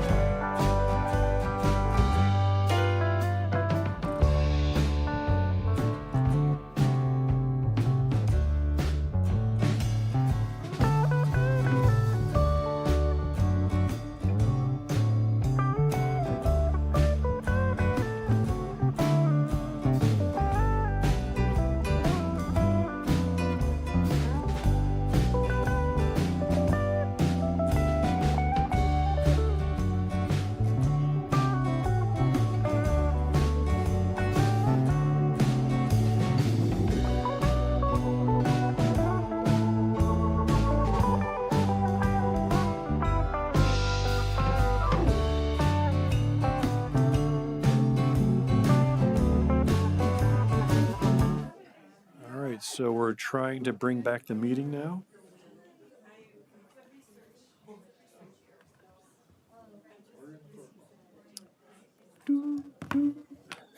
It's like dim the lights, you know. Intermission is over. Okay, everybody, we're going to resume with item 10, which is to discuss Green Mountain Transit's proposed service reductions and options for moving forward with Clayton Clark, who is online. Good evening, Clayton. He's the general manager. Everybody. We're going to put you full screen here in a second. Can you hear us okay? Can hear you just fine. It does sound like there's a little bit of a delay, so I'm sorry if I end up talking over anybody. Thank you. So good evening, Clayton. Hey, thank you so much, Chairman Barrett, for having me. And I want to start off by apologizing for not being there in person. Earlier in the evening, I was speaking with the Milton Select Board, and so just the timing was easier for me just to come home after that. So I apologize. Usually prefer to be there in person. And I want to start off by thanking City Councilor Mike Scanlon, who is one of GMT's Board of Commissioners, and I have really enjoyed working with him since his arrival on the board last year, and I think has been a source of a lot of great ideas for GMT and good vision. So thank you, Mike, for working to support me and our riders. I also want to thank Jessie and her staff. One of the things that you may not be aware of is that Jessie and her crew meet with us pretty regularly at GMT, and I would say almost to the point where I think that we meet with her just as much as we do with our friends in Burlington, and so these two communities are really have the investment of municipal leadership, and I really appreciate that. And Jessie and her staff have been also a great source of good ideas and letting us know ways that we can serve the South Burlington community. And so what I want to do is talk a little bit about what has happened in the past week with GMT. And I know that Jessie included an email to the council describing a draft service reduction plan that was released last week. And so I'm going to cover some of the things from that memo and look forward to getting the talking at you phase over with, so that then we can have a discussion. And so what I want to start off with is that Green Mountain Transit does its thinking in public. And so we are, a municipality just like South Burlington is. And so, and the Green Mountain Board of Commissioners, all of our meetings are public. And so what this means is that things like a service reduction plan, is something that doesn't happen, behind closed doors. It happens through a public process. And so last week, we gave the Board of Commissioners something that they asked for in July, which was a list of potential service reductions that would generate $3 million worth of savings. And so you may recall from the last time that I was in town talking with you all that we had a $3 million fiscal cliff that we were looking at by the end of fiscal year 26. And now we're about 5 or 6 months closer to that fiscal cliff, and that cliff is requiring us to consider potential service reductions. And so the list that we generated would come up with $3 million worth of savings. But perhaps the one bit of good news that I have for this evening is that our current projections show that our budget gap in fiscal year 26 would actually be closer to $2 million. And so if things continue as forecast, the full service reduction list is not something that we will likely need to execute. And I want to give a shout out to our partners with VTRANS, because about 700,000 of that is work that our staff did with them in identifying additional federal funds that we could draw down in fiscal year 25 and 26. And so that's where about 700,000 of that new revenue is coming from. And so we have this draft plan, and it lays out a whole lot of service reductions. Some of those service reductions are things that we probably, need to adjust, just as any transit company, goes through and adjusts based on changes in ridership. We have seen some significant changes in ridership since the pandemic. And so some of these changes are probably, necessary and appropriate. Other changes are ones that we're, and I would say the vast majority of changes are ones that we really don't want to make, because we feel that it's where transit is working, and it really just is the financial issue is that the reason why we would propose cuts. We're going to be in the next 2 months, we're going to be having 5 public hearings. And so I had mentioned that GMT does its work in public, and anytime we have a service reduction or a fare increase, we're required to have public hearings. And so we're going to be having those both in person and online, with in-person hearings in Essex Junction, Williston, Montpelier, and Burlington. I do want to let you know that when we did public hearings for the return to fares last year, we did have a public hearing in South Burlington, and so we try to rotate through the municipalities when we do our public hearings, but apologize that there's not one in South Burlington planned. Folks can also provide us their input through our website, through letters, through and any other method, and we all consolidate that, and that is then looked at by the board, and it also will be packaged up to be provided to the legislature. So while the public hearings are happening, the GMT Board of Commissioners is going to be having 4 meetings over the next 2 months, where we're going to be having substantive discussions about the plan. So what we provided last week was just here is how to identify $3 million worth of savings. Here is our best guess from the staff perspective of how to achieve that based on board and municipal feedback. And then now the board itself will go through there and decide whether they agree or disagree and make changes as they feel appropriate. We hope to have a sort of final decision about what the service cut list would look like at the October 15th board meeting the GMT will be having. And what we would anticipate coming out of that would be some sort of waterfall exercise where we would lay out the service cuts in a priority order. And as funds were received, things would come off the table as a potential reduction. And so that will be how we guide us when we go through the next legislative session, and as we try to get additional funds, and as we work to limit the amount of reductions that are necessary.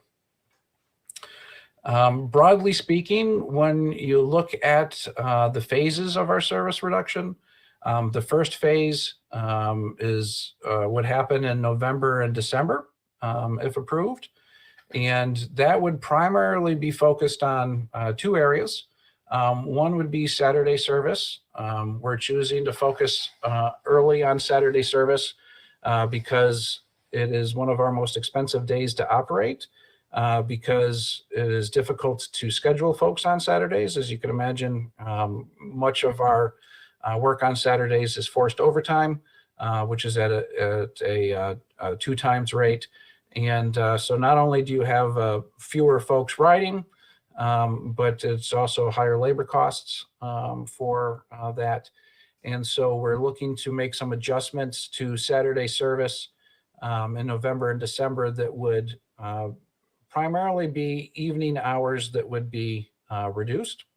And I do want to let you know that one of the potential reductions that would be happening in November and December would be the reduction of 5 runs in the evening on the number 11. And so those are the last 5 runs of the day, which would be starting at 6:45 p.m.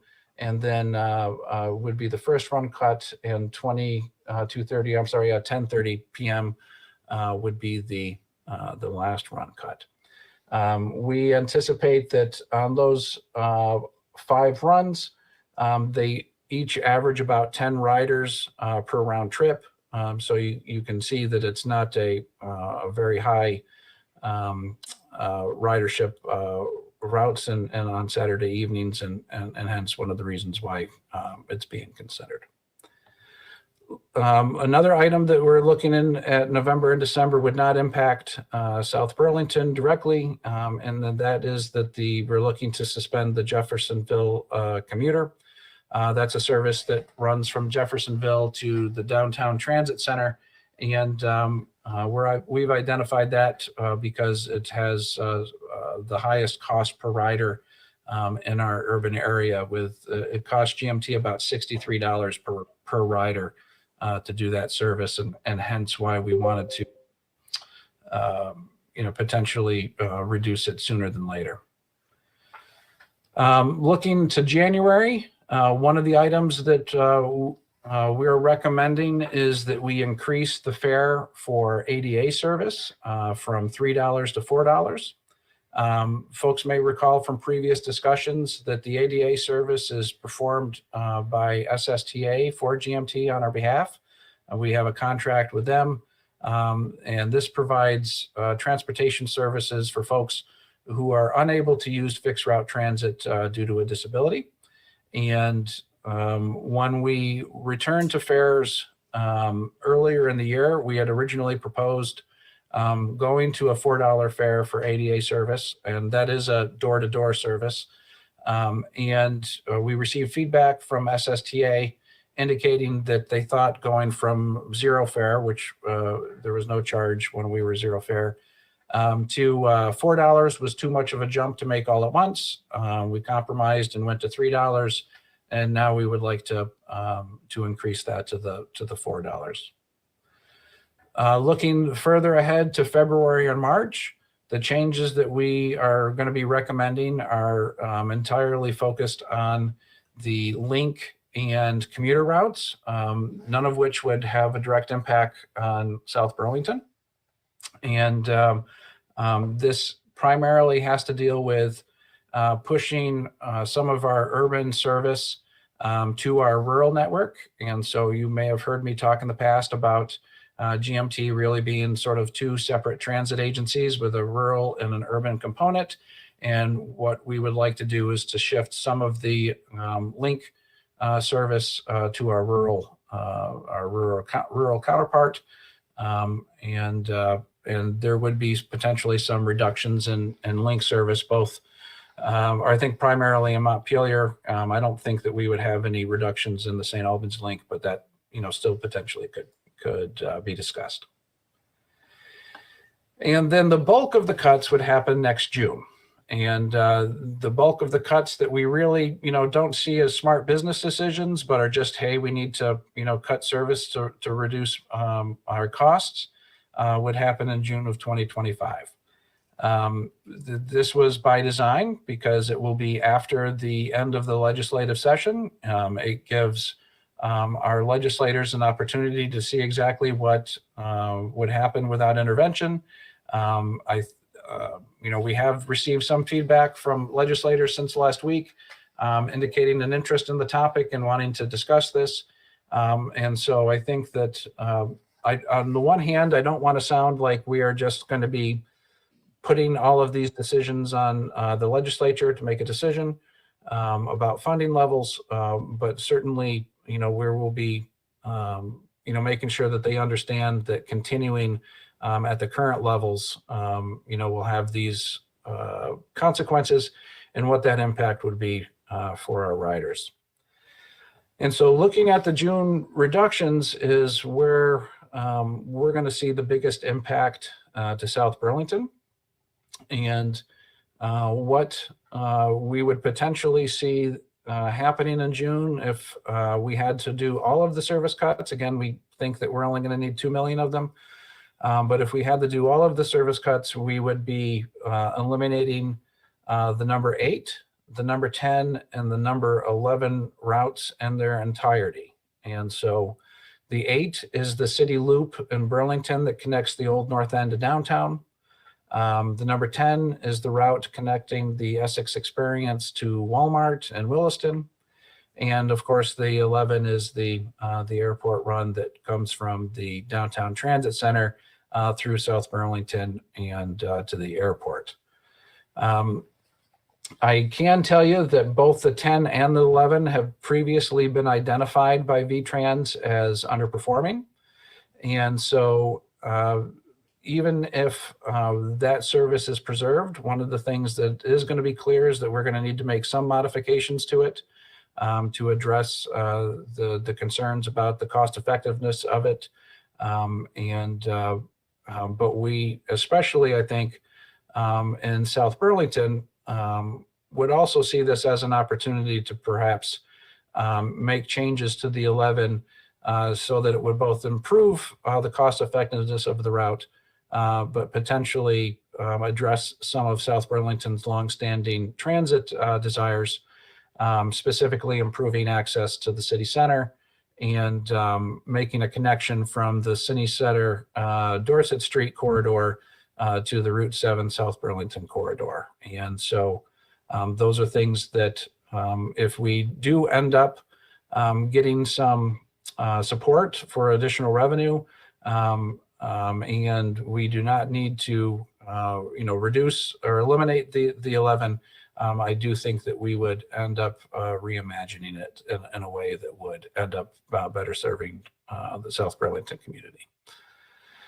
And so that was me throwing a lot of information at you real quickly. And I'm sorry for the sort of fire hose approach.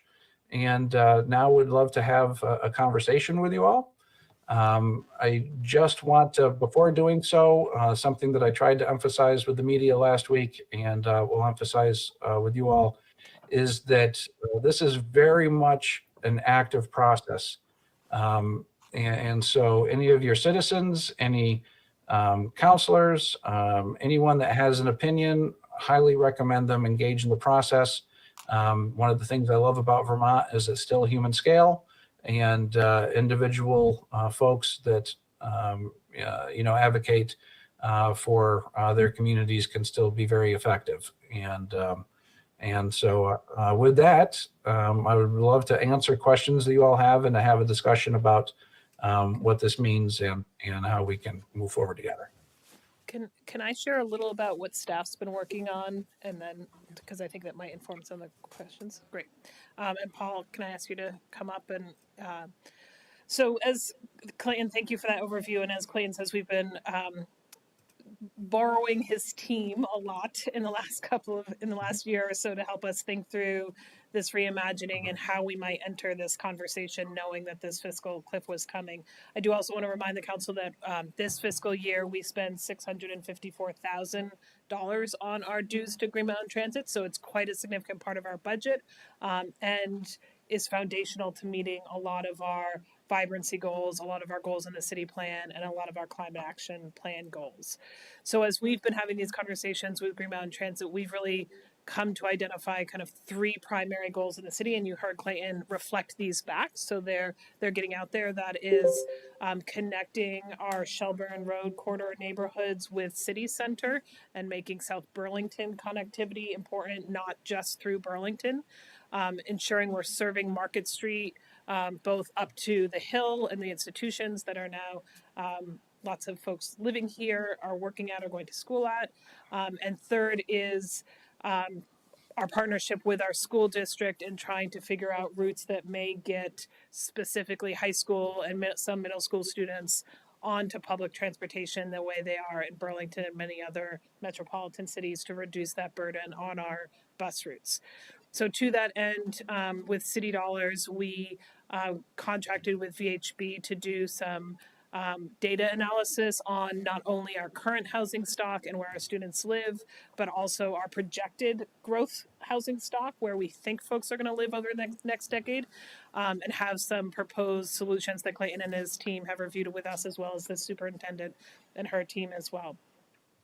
So why we wanted to bring this up with you tonight, as Clayton was here, was I think we, as the city of South Burlington, have a real moment of opportunity, not just to receive these cuts, but to help GMT reimagine what the service in South Burlington looks like, that can build a more financially sustainable GMT over time by increasing ridership, as opposed to just cutting ridership through cutting services.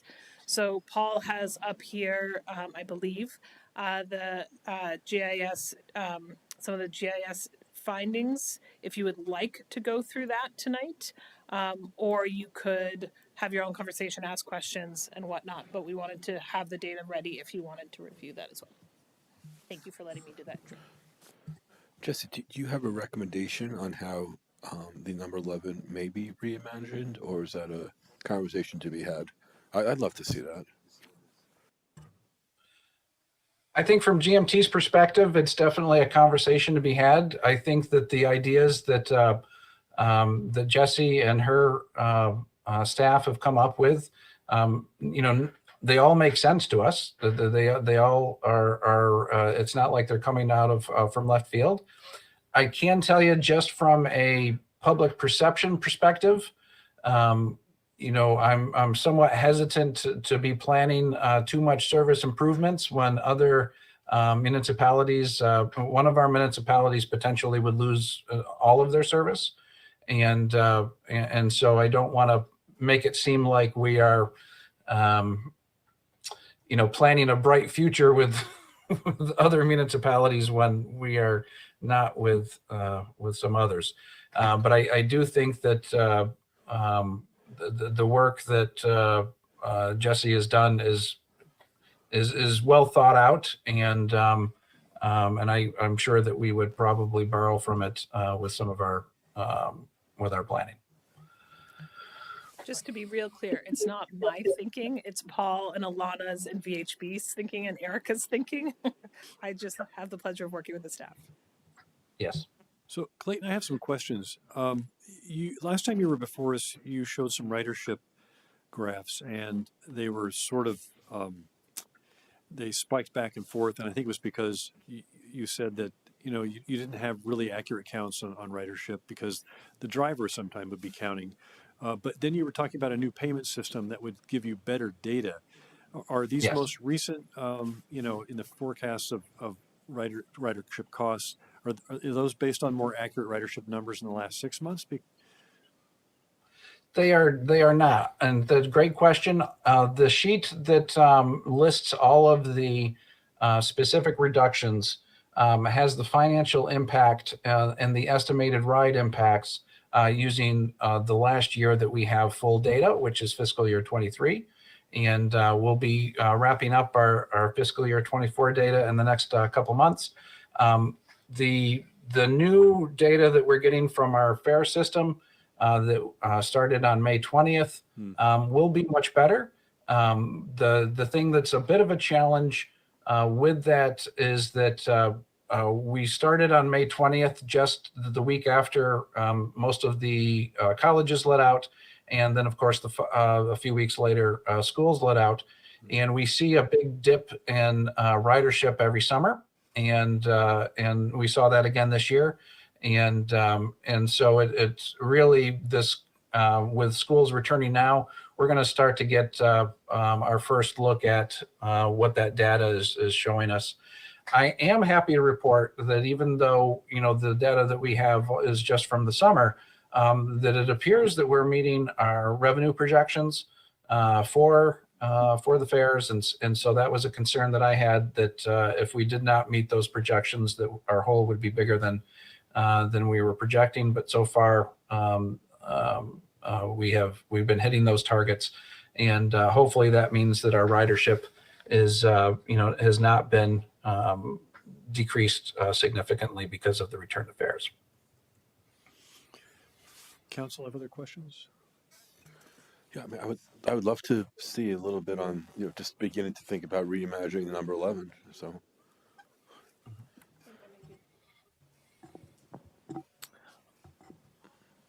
All right.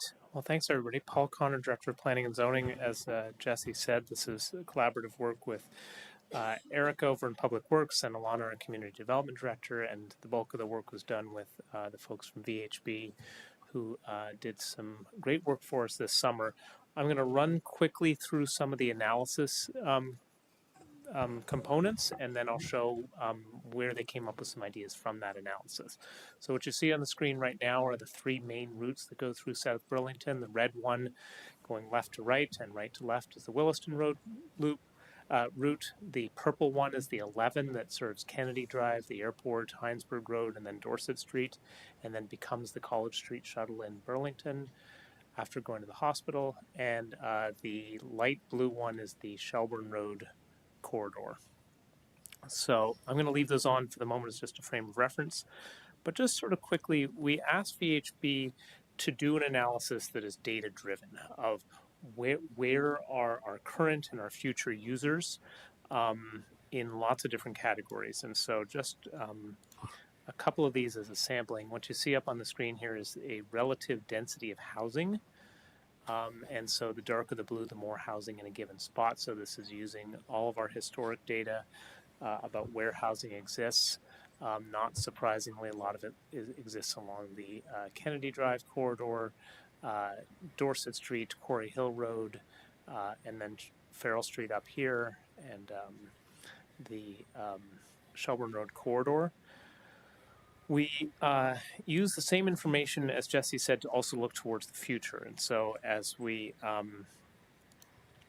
were able to help map out here, assuming it shows up, what we're anticipating seeing by the year 2030 in terms of new housing from what, as of this spring, was occupied. Now, for those who've been paying attention, some of this has become occupied since that time in the heart of City Center. So you see 930 in this little box that's right in the middle of City Center. A big chunk of that is what we're seeing either just occupied in the last few weeks or under construction now.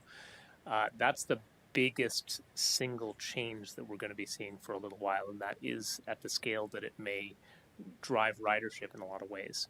We're anticipating about 350 additional people who would be living, dwelling units that would be in the Kennedy Drive corridor, 140 in the Shelburne Road corridor, and about 200 in the southeast quadrant part of the city. So a little backdrop on that. As Jesse indicated, we've also been working with the schools to look at opportunities that might exist with student populations. And so with their assistance, we mapped out, using last year's data, where do all the students, middle and high school students, live in the city. Obviously, that's a point in time of last year, but it's probably a pretty good indicator of where the housing is. In a lot of ways, that is similar to the overall housing, but in some ways it's not. And that is a little bit of a reflection of the type of housing that exists in different parts of the city. So there's a little bit, the brighter yellow in this case is more concentration of students. So there's a little bit more in the orchards than there was in the other one, a little bit more in Dorset Farms, and then up here where I pointed out Quarry Hill Road, a lot less there because that's a lot of, I would imagine because it's a lot of studio and one-bedroom units, so there's typically fewer students. We looked at employment data.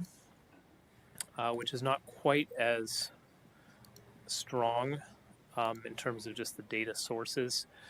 It underrepresents South Burlington in a lot of respects because it's where the employer is based. And so this big giant, the bigger the dot, the more employees. This big giant dot is the medical center. Over here, where you see a little bit here, that's Tilly Drive.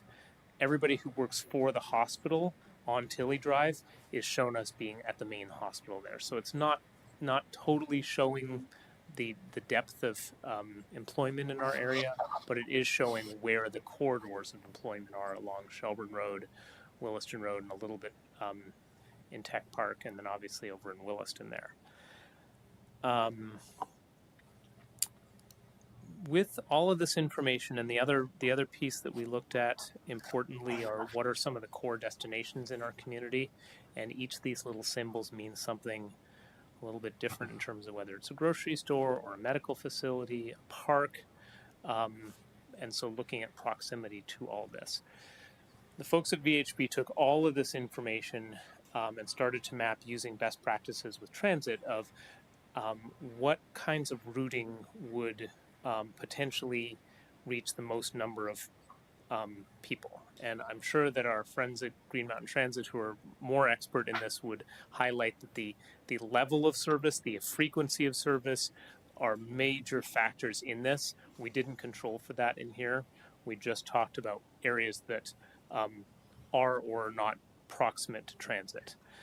So I'm going to show a couple of ideas that VHB came up with. I think again, in fairness to our partners at Green Mountain Transit, just to be clear on this, we specifically did not constrain our consultants on the current fiscal challenges and of today. This was looking to what could our community do without regard to the current financial challenges. So please keep that in mind. So there were a couple that they specifically wanted to show with us. And let me just turn on the right ones here.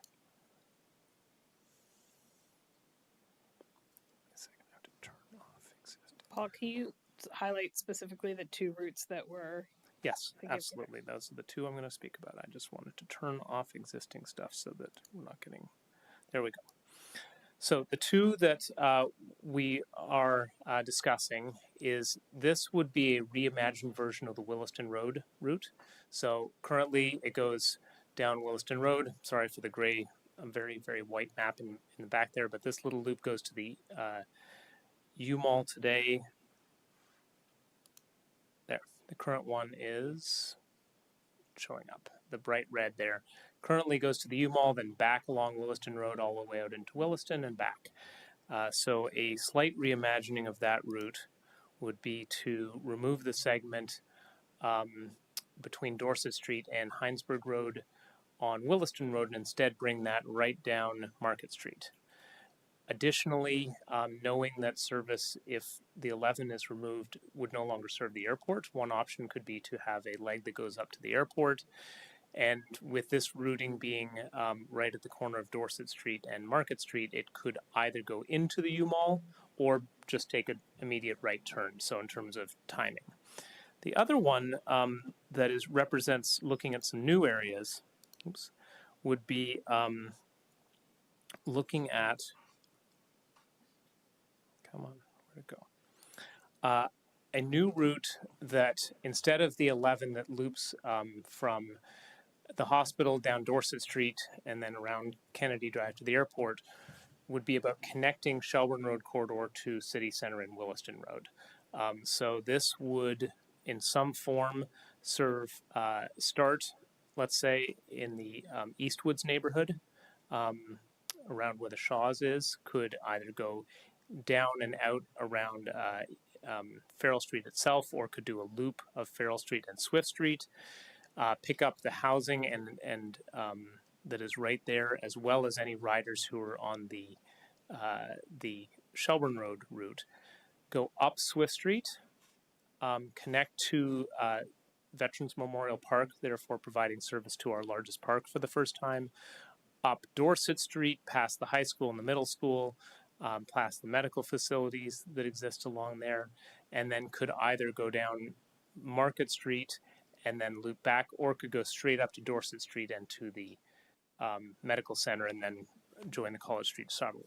Some of the things that VHB noticed in this one is, one, it creates this connectivity between the Shelburne Road corridor and the Williston Road corridor, which is not just a benefit to South Burlington, but to our adjacent communities. As I mentioned, it provides access to the park for the first time. They looked at options that would go up Route 189 instead, and it was not substantially different time-wise. And so this would pick up additional riders, and it has the potential of providing additional service to people who use or work at the main medical center campus, who today would need to go all the way into the core of the downtown transit center and then all the way out, which is a challenge. So this would give additional opportunities for that. So that's my quick tour. How about Kennedy? So there are they explored some other options as well to how we could serve the community in other ways. So there are some other possibilities that could exist. This yellow one's going to show up, of serving Kennedy Drive and Tilly Drive. They looked at an alternative that would go down Spear Street and Allen Road in order to pick up students. I think that we've shared all this with Green Mountain Transit. The ones that have the likely most impact would be the first two that we showed in the shorter to medium term, but there are options as well to think about how do we serve place like Kennedy Drive.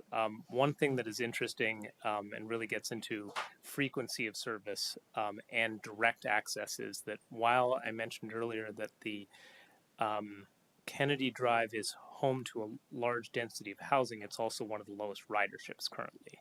And so looking at what those barriers are in terms of whether it's the service, whether it's the how far somebody has to walk from their home to the transit stop, whether it's the circulator aspect of it, would be important for looking at that route. Yeah, actually, just to add something, and first of all, I think this is also just, aside from GMT, a great example as we lay out in the city plan, how if we cooperate with regional actors, we easily can get, a win-win situation. As the commissioner to the GMT, obviously I have a fiduciary responsibility, but this is an example where the fiduciary responsibility is to try to increase ridership for GMT as a financial stimulant, but also it creates great benefits for South Burlington. So I think it just shows that I think with our regional partners, they're great opportunities. But I think two things that that are also not that were not mentioned is also this also creates, because we also brought in the school, reached out to the school. This also creates the opportunity for middle school and high school students in these areas to potentially ride the GMT buses to school, because they are existing routes, which would then help with the challenge the schools are having with bus drivers. And it also creates the reality that we're going to have at the city center. We're seeing it, wonderfully appear before our eyes. There are going to be congestion issues, and the idea is to have people move in and out of the city center. We know that the vast majority of the people living in the city center will be UVM students or work employees of the UVM MC. And the alternative is, do they use their own cars? Do they have their own bus services, which then creates equity questions? People can't get on it. That resolves that issue as well. It creates another sort of win-win opportunity for everyone. But it's been really impressive to see how, if we put together a regional partner with our incredibly talented city staff and the school participated very actively, we can create very sort of win-win financial opportunities and better services for our community. Any other comments? I do hope we find an alternative to eliminating the number 11, particularly on weekdays, because it's a pretty, and now it's circuitous, it needs to be reimagined, but it's a pretty vital link for a lot of city residents along Dorset Street, along Kennedy. I'm not sure what they would do without it, honestly, so I hope we can figure that out. And I had a question. I don't know, Clayton, if you know this or not, but you had mentioned that the Montpelier link does not affect South Burlington residents. Do we know if South Burlington residents do use that link for commuting? We do not, although it would require them to travel first either to the medical center or the downtown transit center. So we don't know how many folks are making that connection to then head south. Thanks. And I do, as soon as Paul started presenting, I realized that I forgot some very important information when I went through the service reductions. My focus is on 11 because it really bothers me, the potential of 11 going away. And I forgot to mention that there would be Saturday reductions on the number 6 as well. And of course, the number 6 is going through the southern portion of your area. And so I apologize for forgetting to having my focus just be on the 11 and its potential demise. But the changes to the 6 would really be focused on Saturday service. Other questions? So it seems like you have a public comment process to go through. These are all first drafts, right? Yeah. And you'll be coming back to us when? Well, we're going to be coming back to you, I would imagine, after October 15th, when we have the results of the process. We're probably going to be coming back to you, too, with the potential of asking you all for a special assessment. We haven't 100% decided whether that's something that we want to look at. I can tell you that it was sort of used against us by the legislature that we didn't try to fill our gap with a special assessment, and the statute gives us authority to ask for a special assessment. And so I think that that's something that the board is going to want to consider.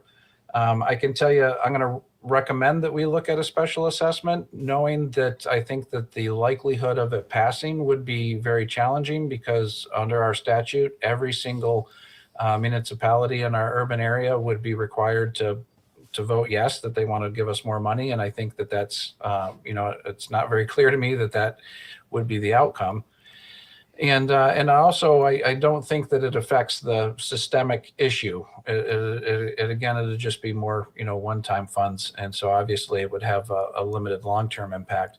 One of the things that we'll be spending a lot of time with you all and Jesse's team in the next year is going to be the underlying overall assessments that happen, not the special assessment, because I think that the way we've developed our assessment methodology has sort of contributed to some of the gap that we have in revenue, because it wasn't able to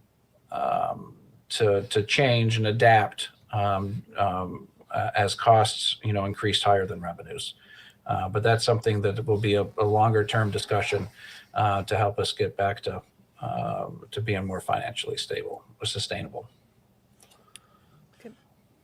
So I just want to comment that we do have a resident online who would like to make a comment too. Travis, if you can show everybody. I think one of the things that, given how Clayton started this talking about the public process that's kicking off, I think a thing that would be helpful tonight from the council is staff going in the right direction with how we've identified these high-level goals and values, and can we continue to participate as staff in these public engagement meetings on your behalf as GMT thinks about reimagining not only in phase 1 and 2, but into 3, 4, 5, into the future phases that may come up next. So that's kind of the ask for tonight. No vote needed, just are we generally going in the right direction? Would be great. Comment by Ryan. Ryan Doyle speaking. Thank you, Tim. I love the work that staff put into trying to identify alternative routes to be inclusive of where we're at. I hope we can get to a future where that is, and also just great work with data. That's really cool.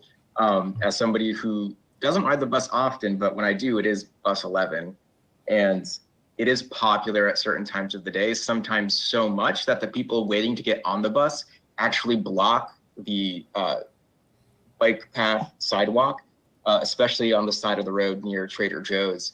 I'm hoping rather than losing that route, we can long-term have an actual bus shelter there and keep people in a protected waiting area And I even think that protected waiting areas would increase ridership.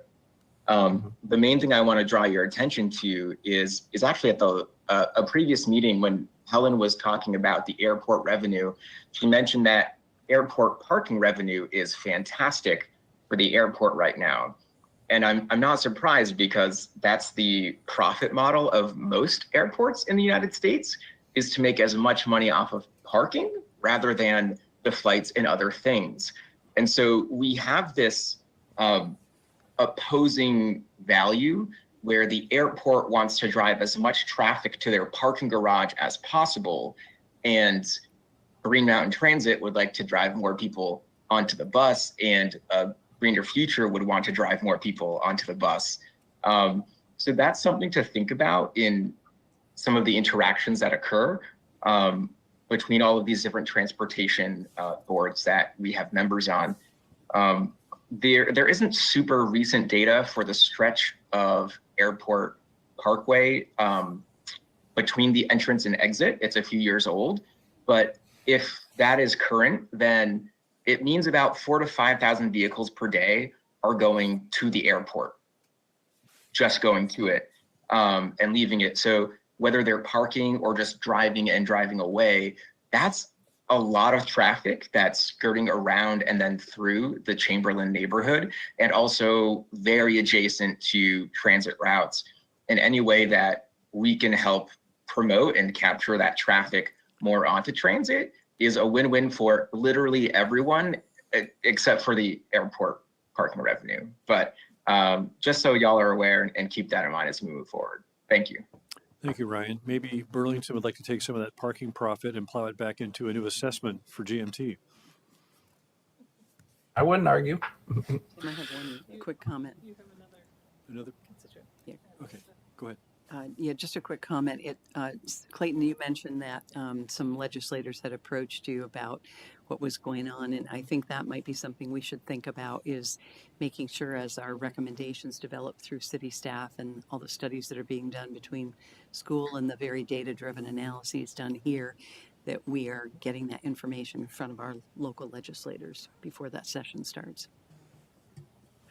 Absolutely. And, one of the things that I think will be very different at the State House this year is that when we went and talked with them last year, we raised the specter of service reductions, and these are going to be the biggest service reductions ever. And it didn't get the response that we wanted. And I think that we didn't get the response that we wanted because I think some people had a hard time imagining what it would actually do to their constituents. And now that we actually have a plan that would be, hey, without intervention, these things could happen. I think that it'll have the interest because constituents are, likely to start reaching out to their legislators as well. Yeah. One last comment. Yeah. So, Jesse, I would encourage you to continue working the direction you, Paul, and others have been working. I'd encourage you maybe to think perhaps a bit more broadly. And for instance, is there an opportunity for, some of the HOAs, let's say Dorset Commons along Dorset, some of the complexes along Kennedy, to get together and provide some kind of shuttle like we see in the senior, shuttle with 15, 20 folks. That would be something that could shuttle people back and forth to the Route 2 corridor as a replacement for the number 11, but have that kind of funded by those residents. So, kind of outside the GMT network. So I just encourage you to think a little more broadly about other kind of, hub and spoke kind of things that we can think about as alternatives. Yeah. And something that I would like to just throw out, and again, I'm not really talking too much about potential new future services because of the focus on saving funds. But one of the things that GMT is going to be studying is combining that ADA service that I've talked to you in the past about, and studying to see what would happen if we added microtransit to the ADA service. And I think that, and that sort of speaks to some of the comments about coming up with other alternatives than, using a 35 or 40 foot, city bus, especially for situations where they're, may be only moving a handful of people at a time. And so I know that that's something that VTrans and we've talked with VTrans about studying.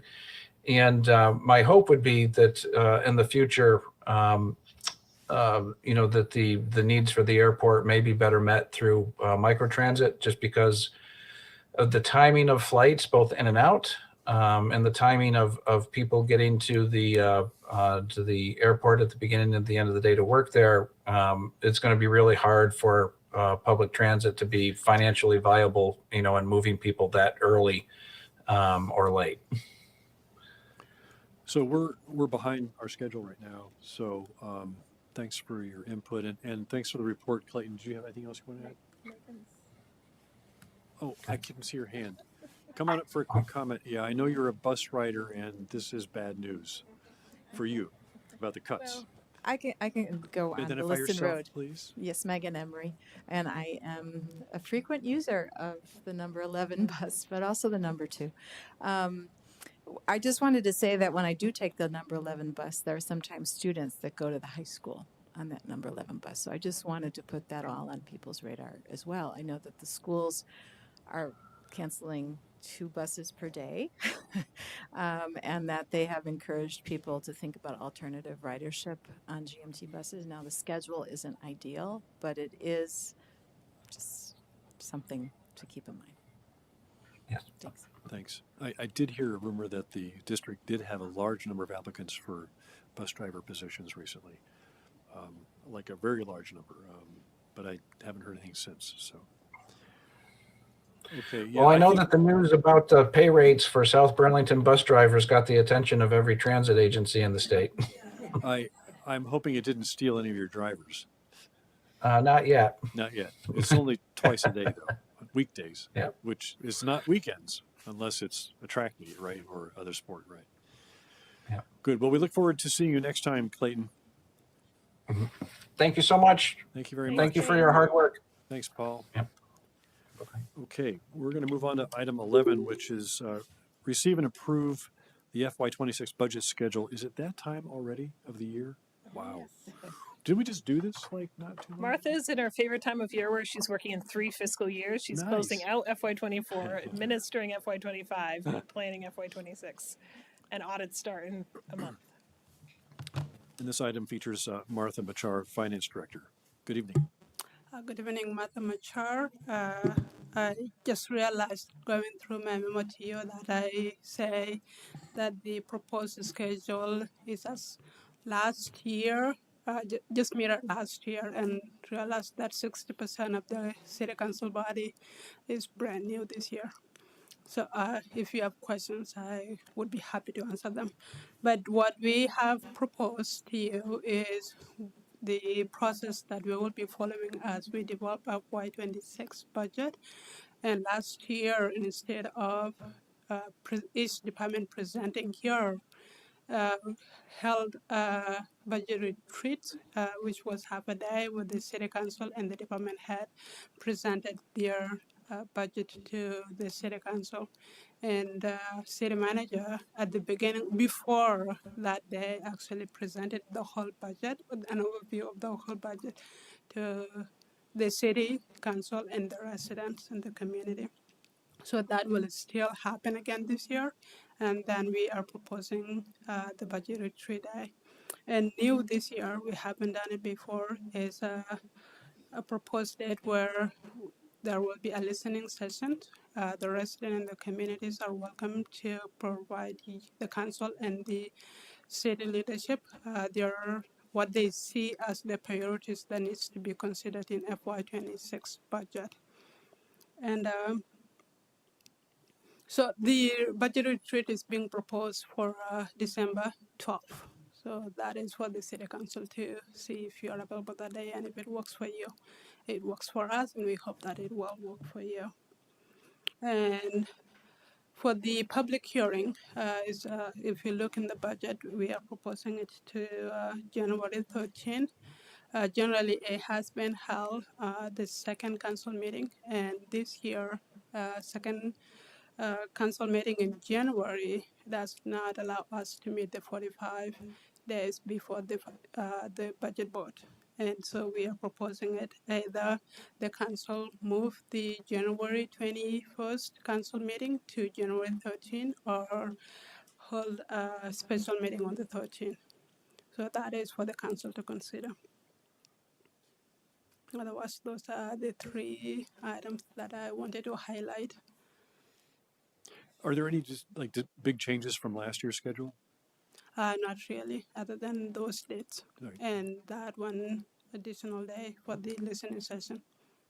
Yeah, so the as Martha said, the listening session is brand new this year. We have heard from you that you want to put that before we start actually developing the budget. And the reason why it's important to hear your feedback on that date tonight is that we will try and do a big public education push that's happening a month out. So we can hopefully get folks here to your regular council meeting for that listening session. Any comments from council?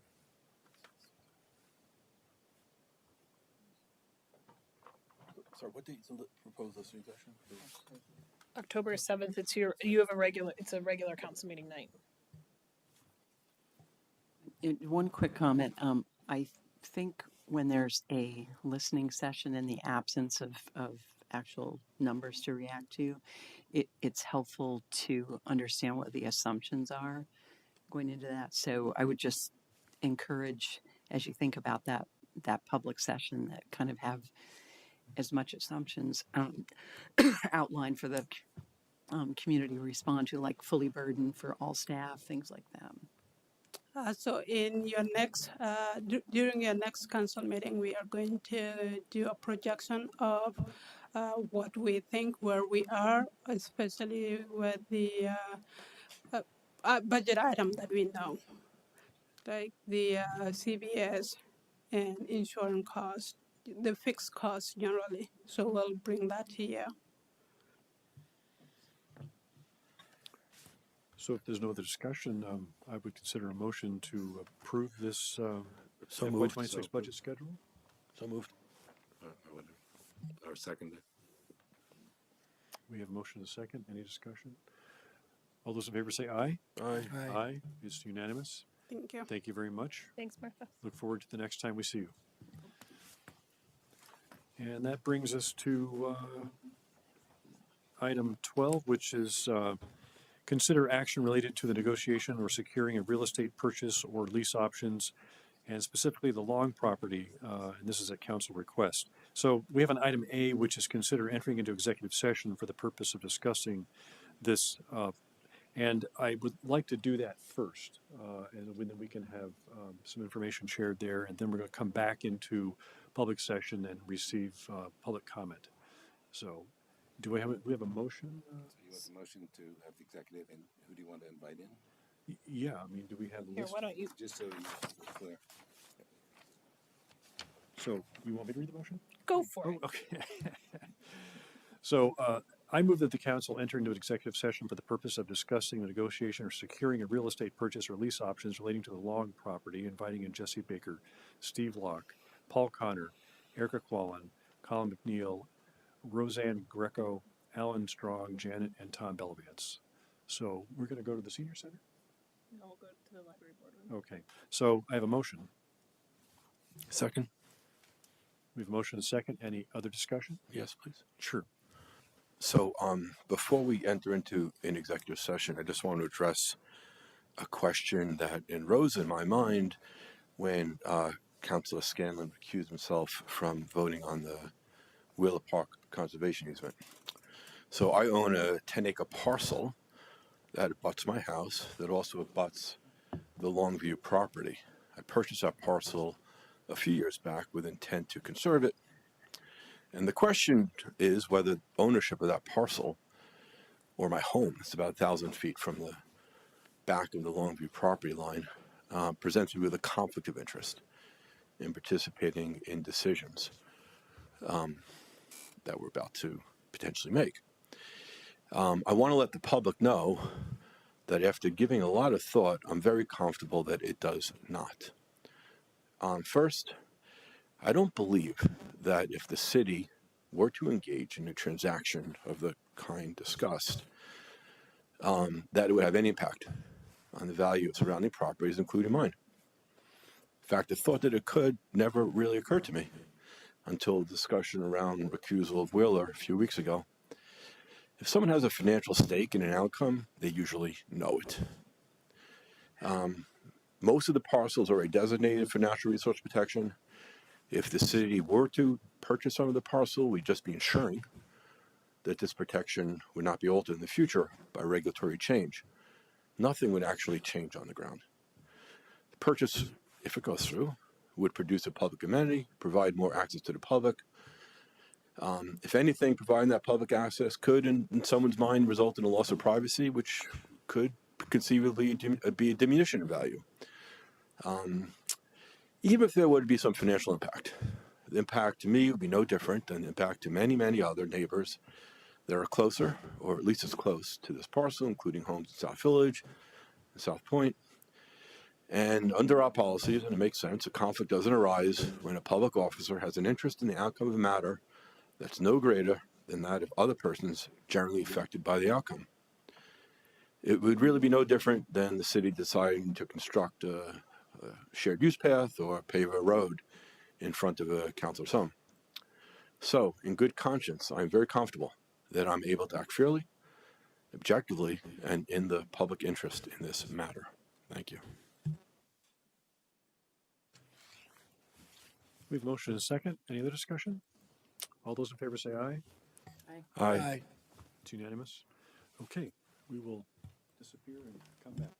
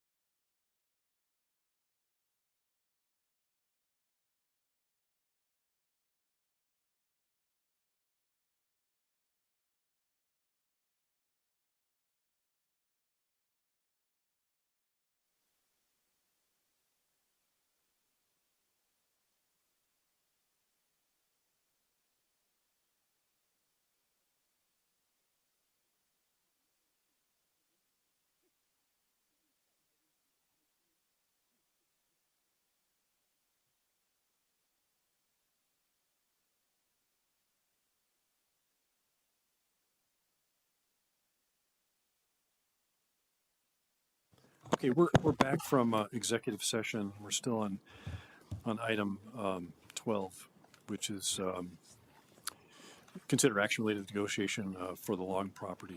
I do want to hear from the public right now.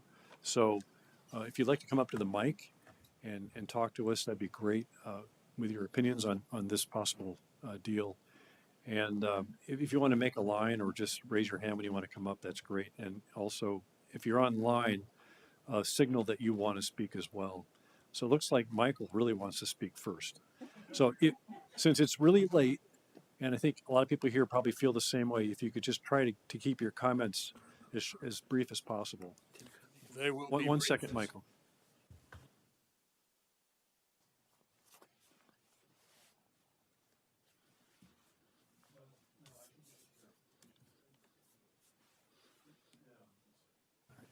Go ahead. Michael Mittag.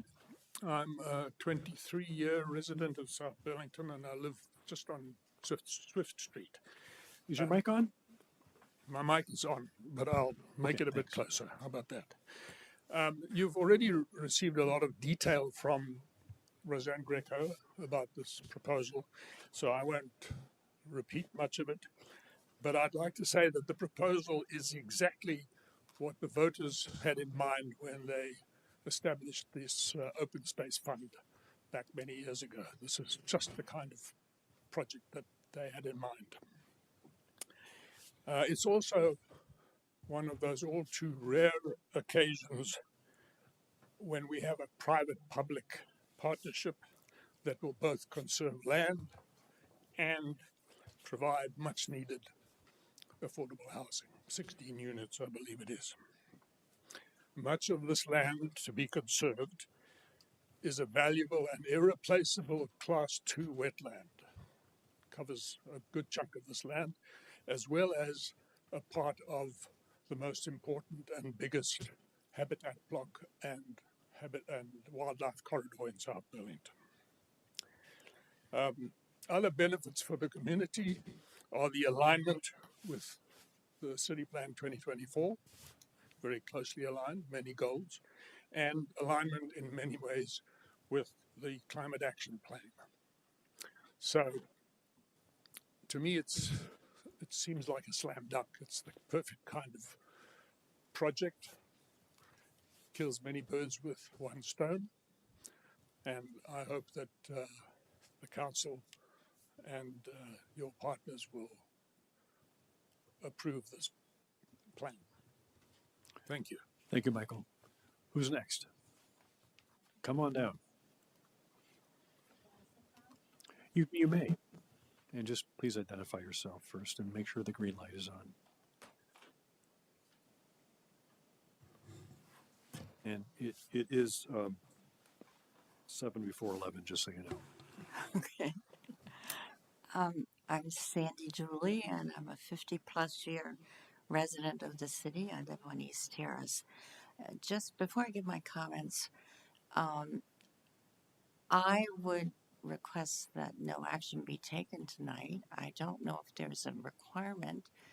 If there is something related to the application to the Vermont Housing and Conservation Fund, it would seem to me that in order to have more understanding of what the proposal is, because I don't know any of the specifics among the public or city residents,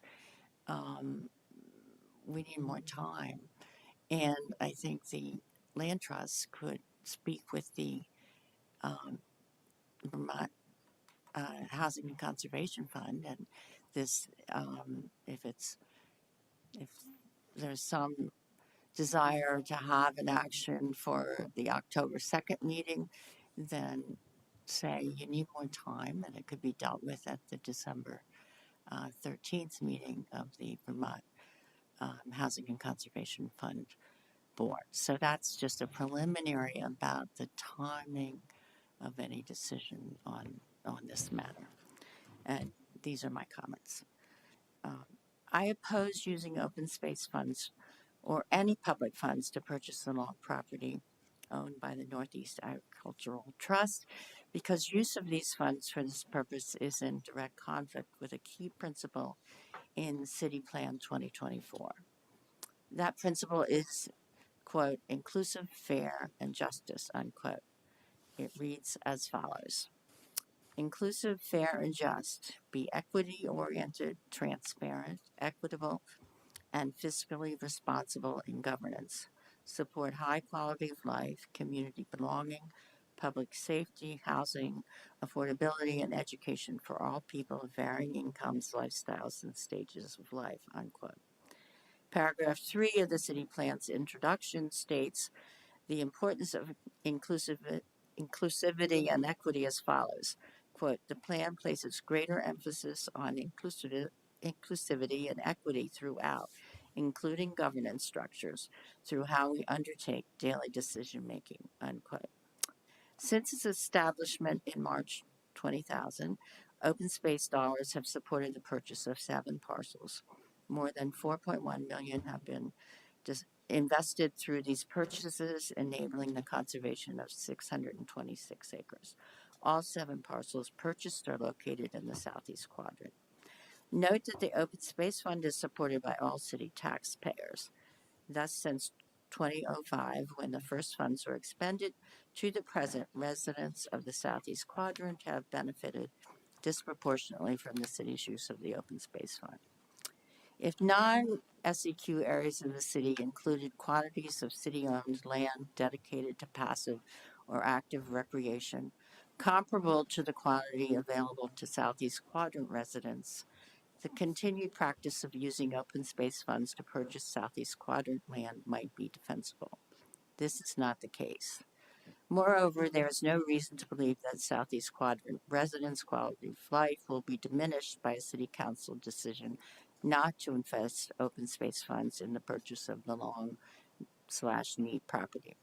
Should the city council choose to disregard its duty to uphold the city's inclusive, fair, and just city plan principle, the result will be the continued inequitable availability for residents living outside the Southeast Quadrant of city-owned, non-Southeast Quadrant land dedicated to passive or active recreation, and thus a lesser quality of life for those non-Southeast Quadrant residents.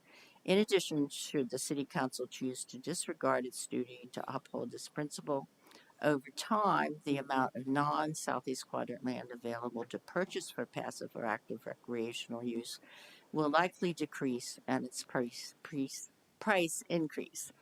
I'm almost done. Also, the city's participation in the South Burlington Land Trust and NEAT's development of the Longview project has been greatly lacking in transparency, an essential component of the inclusive, fair, and just principle as defined in City Plan 2024. My request to each city councilor is to vote no on any motion that might be put forward to invest open space funds in the purchase of the Longview property. Thank you very much. Thank you, Sandy. Who's next? Megan Emery, come on down. Or stand up. At least you're awake. Yes, I am. Coherent, you'll let me know. I just wanted to speak regarding the question of equity. And I think that as city planners, which you are, a plan means that we are not a perfect, coherent, perfectly matching squares of a quilt, that our quilt of a community has different areas that are designed to benefit the whole, right? So we just had a representation here about why the bus route should be changed, and we had a plan based on where the people are, based on where those people need to go, based on the rates of usage of these things, right? So to my mind, it makes sense for there to be certain areas in the city where we have more open space and areas in the city where we have denser population growth with open space in a smaller scale so that we are not in our heat islands. So I also know that you know that the swamp area there is the highest rated natural resource here in our city. it makes perfect sense for that to be a place where conservation occurs. And in fact, we have, I think, been somewhat, we've made a mistake when we allowed a road to go across the swamp area. So there are already mistakes that have been made that I wish I could go back as a previous city leader and prevent from happening. So I ask you to think about that, about we are a quilt where we have to plan carefully based on the different city resources. And as someone who lives in a quote unquote, deprived side of town, I do not feel deprived at all by saving the Great Swamp. Thank you. Thank you. Next, Janet. Nobody online is asking. Okay.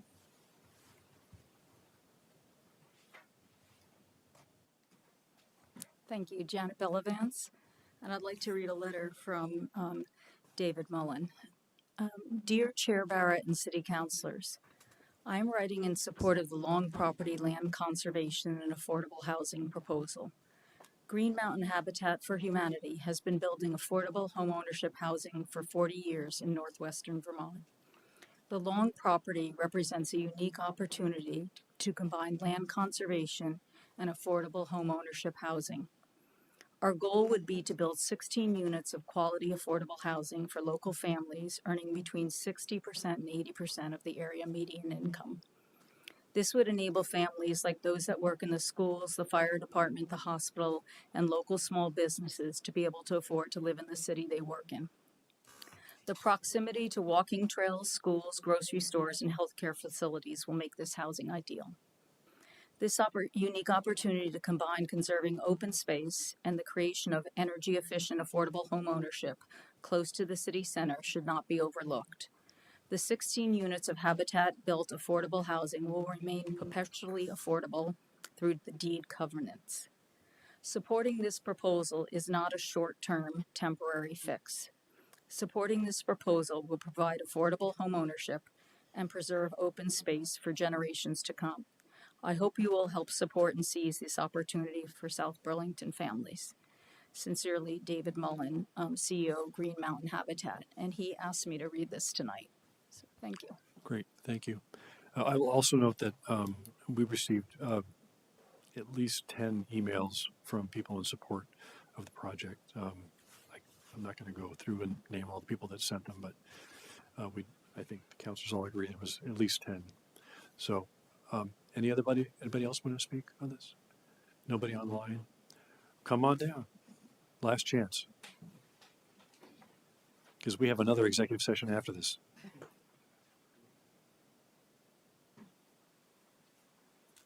And please identify yourself.